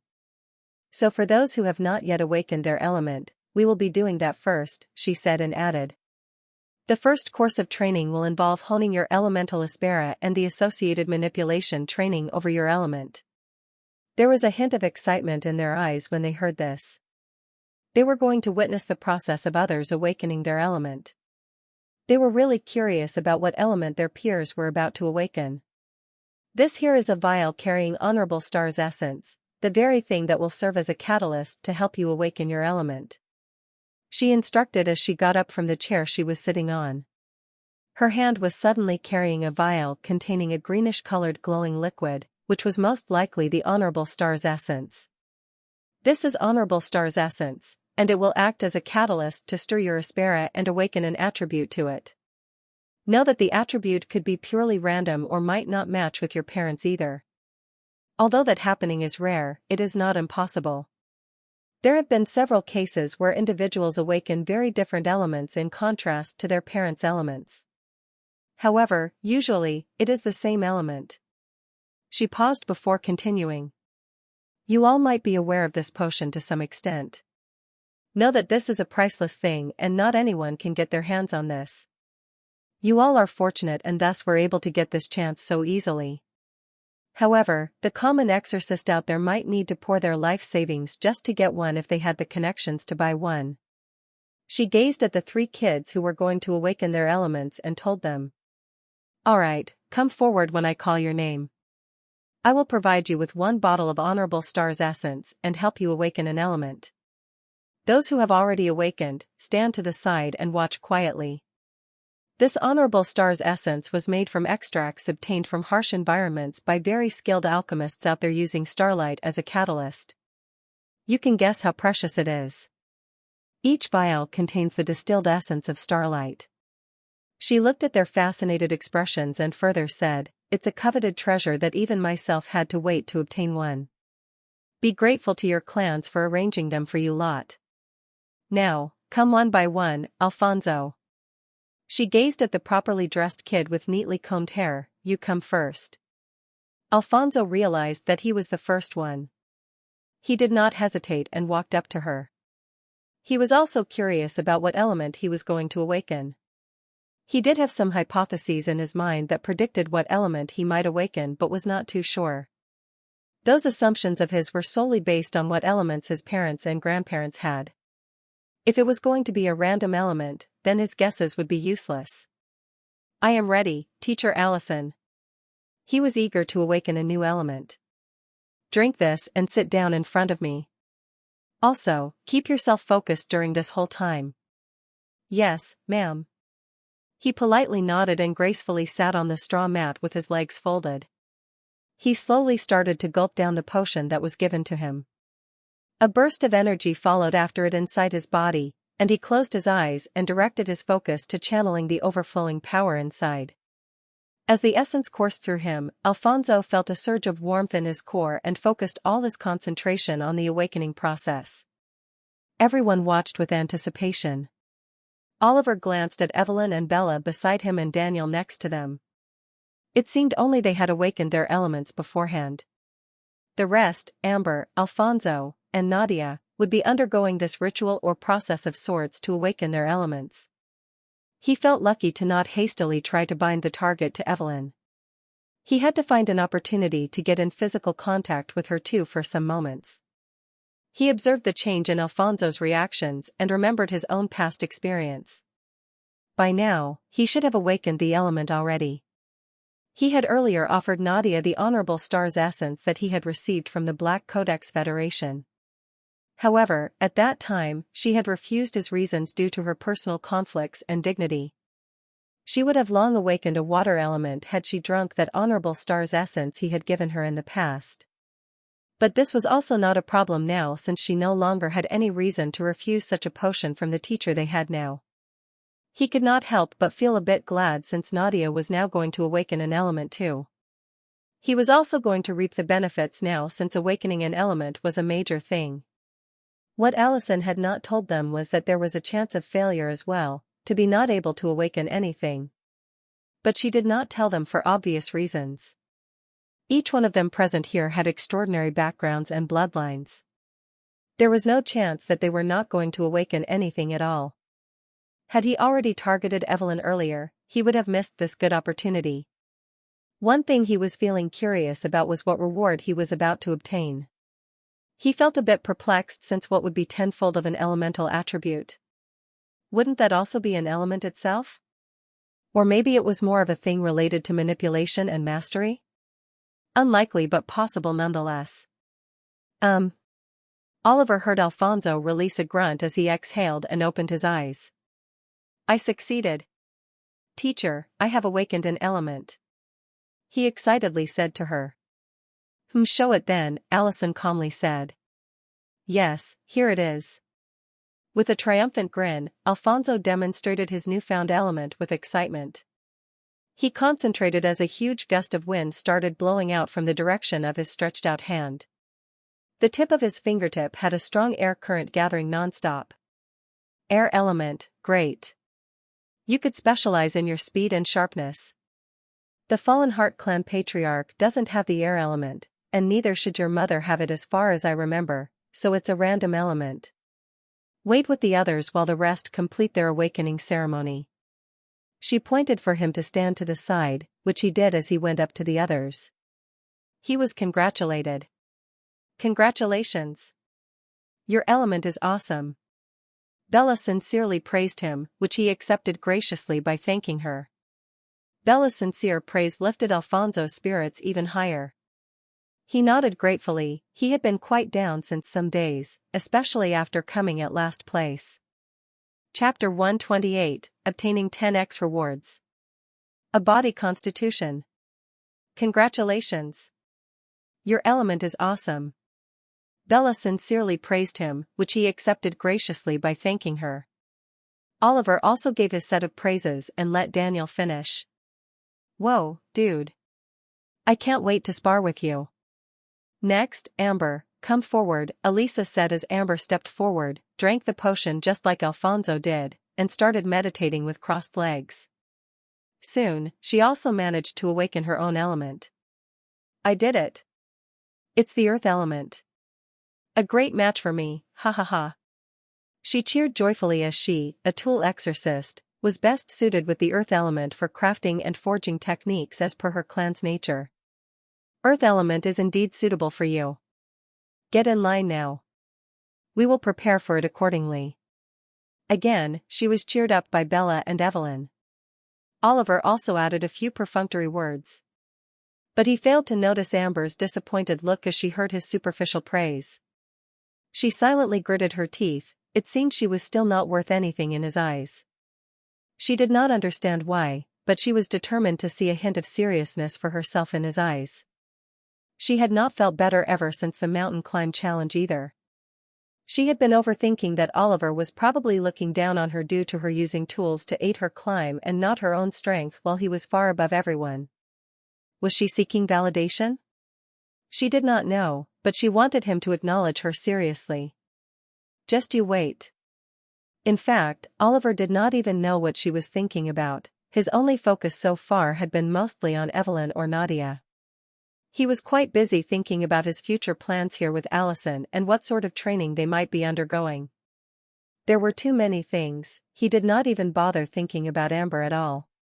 He never looked down on any one of them either. It was something she was making up on her own and deceiving herself with it. She did not realize this, and neither did Oliver, who was now intently looking at Nadia, whose turn was next. Next, Nadia, come here and repeat what others did, Allison said as she handed her the Honorable Star's essence. Nadia narrowed her eyes. She remembered the seaweed green-colored potion. It was the exact same thing Oliver had wanted to give her when he visited her last time in her courtyard. At that time, she did think it was a rare potion given its glow and shine, but she could have never expected him to get his hands on an essence as rare as this one. She had some questions in her mind as to how he got his hands on something like this and stuff, but she was too cold to ask him face to face. She could only remain curious. She could not help but feel her heart pumping faster. He wanted to give her such a precious potion at that time even after knowing its benefits and uses? She did not know why, but her throat felt as if there was a lump in it. She could not turn her head and look at him for some reason. No, I must not think about such trivial things. I need to grow stronger. Her eyes turned sharp as she gracefully sat down, opened the vial, and slowly drank its contents with a slow and steady gulp. Oliver noticed everyone's attention was focused on her, so he nudged Daniel slightly. What is it? Daniel asked curiously. This was the first time that Oliver spoke to him. I have got nature's call incoming, so I need to leave momentarily. The teacher is busy right now, so if she asks, tell her this. I will try to be back as soon as possible. Thanks. Oliver did not give a chance to speak and directly rushed back towards his room with silent footsteps. Daniel was truly speechless. He shook his head and focused on Nadia instead. He wanted to know what this powerful girl was going to awaken as her element. Bella also sensed movement behind her and saw him leave silently. She frowned. Where was Oliver going at this moment? Did he not want to see his sister's element? Underscore underscore underscore underscore underscore underscore underscore underscore underscore underscore underscore underscore. Huff, huff. Oliver quickly entered his room, closing the door shut, as he quickly assumed a meditative pose. It was about time. Ding. Target has awakened an Aspera element after drinking Honorable Star's essence. The ice element. Ding. Obtaining 10x benefits. The eternal winter physique obtained. Constitution will be awakened in the host. Coup dash. Oliver bit his lips as a strong and chilling sensation spread right in his heart, quickly spreading and reaching every part of his body. His brain felt numb due to the sudden coldness that exploded inside him. He felt his body temperature drop significantly. It was as if he was slowly freezing into an ice sculpture. The chill produced was terrifyingly cold. He was experiencing frostbite in every part of his body. The pain was maddening, and he would have already gone crazy had it not been for his level 5 strength that his physique and body were improved, and he was able to endure it. This did not mean he was completely fine. In fact, if it was possible, he would have screamed out his lungs. But he knew better than to do it actually, given Allison was just below with the others. His chest felt particularly cold and numb, and he could feel that his heartbeat had slowed down significantly as if he was in a cryogenic chamber. The ultra-cold sensation had spread through every bit of his body right now. The freezing sensation was literally penetrating into his skin, inflicting a painful experience. But Oliver remained steadfast and endured all of it slowly. He could feel it calming down and a new icy cold sensation flowing through his body. Underscore underscore underscore underscore underscore underscore underscore underscore underscore underscore underscore. Eternal winter physique. Description: the superior form of the ice element. You now have the special body constitution. The ability to plunge entire regions into deep freeze, create and manipulate icebergs, and generate blizzards is just the tip of the iceberg. Upon greater mastery of the element, you can even manipulate the temperature to absolute zero, and once gaining absolute control over the element, it is possible to create ice creatures. Underscore underscore underscore underscore underscore underscore underscore underscore underscore underscore underscore underscore. Phew. He exhaled a long breath as his eyes opened slowly. No sooner did they open, he was met with an extremely strange scene in front of him. Chapter 129, She Saw It. Phew. He exhaled a long breath as his eyes opened slowly. No sooner did they open than he was met with an extremely bizarre scene in front of him. His surroundings, his room, were covered in layers of frost and visibly transparent ice. His bed, cupboard, and desk were frozen in crystalline ice. The floor in front of him had white snow particles gathered, forming a cluster of snow. And the door behind him also had some ice coating on it along with the walls. He finally understood that he had awakened a special physique as the tenfold reward for the target awakening an element. He didn't expect that the reward would be a whole physique for an attribute element. This was a delightful surprise. In this world, there were some lucky individuals who were born with or awakened special constitutions in the span of their lives. These special physiques or constitutions were widely sought after in this world, by both demons and humans. People born with such constitutions were highly sought after by various factions and clans. No matter how minor a body constitution was, someone always paid attention to their powers. In this world, there were bloodlines as well that originated from deep roots and highly superior beings to their descendants. The more powerful a bloodline someone had, the more potential they had to unlock more innate abilities exclusive to their blood and family ancestors. This was also one of the reasons why the 5 major clans have been able to persist so long and keep their dominance over other smaller or larger clans and miscellaneous organizations for centuries. Their bloodlines were extremely dense and thick. Not to mention, the demons coveted the blood of such people badly. Especially if they were descendants of the 5 major clans or someone as great. It was known that devouring such exorcists granted a very huge boost to these demons, so they were quite crazed about them and even offered tremendous prices to anyone who brought them that blood or even the person itself. Of course, Oliver also had the direct blood from none other than the patriarch and matriarch of the Mystic Purge clan. His blood was extremely precious. But, had it been the case, he would have been born talented or with some talent at least due to the blood. However, he did not. That was most likely due to the fact that his bloodline was not dense or rather was not able to balance the power of the 2 powerful bloodlines into one, and thus his bloodline was weaker than his siblings. This was quite strange. How did his body was the only one to be messed up out of all siblings? It was a really worrisome matter to not have a potent bloodline despite being the heir of a major clan. But Oliver, who knew about this, was not all that worried about such stuff at all. He could feel that after becoming the Circuit of Abyss, his very being had undergone a significant change. His bloodline had completely transformed into something else as well. It was not a simple matter.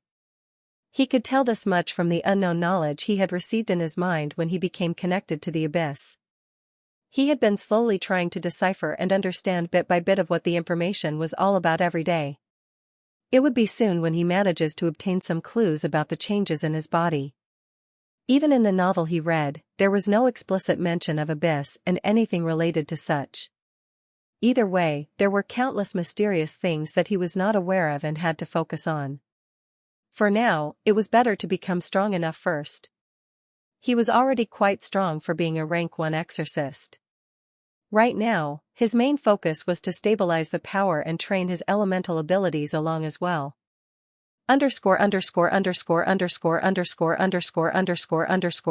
Underscore. Exhaling slightly, he could feel a chilly sensation spreading throughout his body. Crack. Crack. He slowly tried to stand up, and small cracking sounds were heard as he felt the thin ice layer beneath him shatter when he stood up. How do I clean up this icy mess?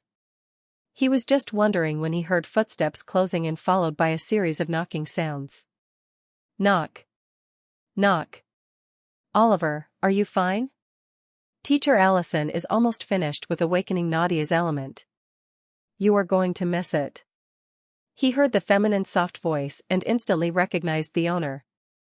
It was Bella. She was here to get him? He frowned. Had it already been long enough for someone to come looking for him?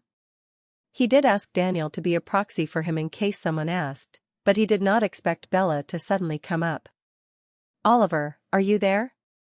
Bella's voice once again sounded out as he contemplated whether to reply to her or not. Would she leave if I don't speak? He decided to remain quiet and wait for her to leave on her own after being ignored. And as he had expected, she soon stopped calling out. Just as he heaved a sigh of relief, he once again heard her voice. I am coming inside, please excuse me. She pushed the door open as it slowly creaked open. Oliver froze in his tracks. She actually entered his room like that? He looked in shock as he watched her face while she also met his eyes. Both of them had a face of shock with surprise written all over their expressions. Oliver was partly shocked by the fact that this girl really dared to enter his room just like that. He didn't expect someone like her, who used to maintain a proper sense of manners and discipline, to come in just like that. Where did all those manners go? Isn't it common sense not to enter someone's room if they are not there? Why did she enter then? And not to mention, these doors seriously require locks. He looked at the wooden door in frustration. There was no lock there. How would they maintain their privacy like this? Not to mention, Bella literally brute forced the door. There was still a thin layer of ice covering the door, but she had just opened it, directly ripping off the ice sticking to the door frame. But on second thought, when he remembered how high up on the mountain they were and how isolated this house was, there was not really a need for installing locks on individual rooms. Especially not when someone dangerous like Allison was living there alone. Who would dare intrude in such a place guarded by a strong veteran exorcist? Definitely someone with a death wish. He shook his head and focused on the girl in front of him. The room was still frozen and Bella was gawking at him and the room with a shocked look. His eyes turned sharp, he was feeling really displeased at her abrupt entry. She really intended to barge in his room. If she had not intended to do so, then she would have left when she was met with resistance from the frozen door hinges, yet she pushed open the door. Chapter 130, Removing the Ice from the Room. Chapter 130. He had always wondered how perverts in anime were able to barge inside any room and have incidents. Why did they not lock the door beforehand? Was this the same situation? Or something similar to that? He sighed internally. He had to do something about this problem in the future. However, now that he was seen by Bella, he did not feel flustered as he had expected to initially. On the contrary, his heart remained calm. Is this related to the eternal winter physique? He thought about how the new physique would affect his body and mind from now on. He gazed at Bella, who was looking at his face in surprise before her eyes wandered to the room covered in ice and frost. This, she mumbled, her tone carrying a hint of astonishment. What happened to this room? Finally, she could no longer help but question the guy at the center of it all. Before that, Bella, why did you enter my room? Oliver replied to her with a question rather than an answer. It was an age-old mind tactic where to divert someone's attention from a particular topic, the party would answer with a question rather than a reply. And it was effective as Bella flinched when she remembered this discourtesy of hers. She spoke, I am sorry, I saw that you were not there and your sister was about to awaken her element for the first time. I did not want you to miss such a precious moment, and you were not coming back, so I was worried if you were in some situation. She paused as she met his eyes with a hint of seriousness. It was true when she said that she came here because of this. But when she did not receive any response, she could not control her curiosity to see what he was doing to miss such a moment and entered his room like that. She was aware of how disrespectful this action was, for her to barge into someone else's room. But she really could not control her curiosity and wanted to know what he was up to. Oliver looked at her determined eyes and was speechless. Any onlooker would think that he had done something wrong if they did not know the situation beforehand. He forced himself not to facepalm. So much for being a sophisticated heir of major clans. Fine, leave now. I will come later. He shook his head and asked her to leave. He had to remove the icy layer. But she stopped. She wanted to say something but in the end did not speak. Well, come quickly. Nadia is stabilizing the element, so it should not be too late. Saying so, she silently closed the door and left. She knew that she should not pry too much into his matters. She could already feel that Oliver did look disappointed. The scene of the room flashed through her mind. When she opened the door, she clearly felt the chilly temperature in the room. It was very cold, and she could feel it on her skin. It was as if the room was experiencing a different season, a cold winter. She wanted to know what that was. Even his skin had frost coverings on it as if someone had frozen him, but she did not ask him. Everyone had their own secrets, and it was probably his secret. If he did not feel comfortable sharing it, then she should not interfere. What is happening? Where is the composure that I had been maintaining so far? I have been losing control of myself more often nowadays. In the end, she returned downstairs. Underscore.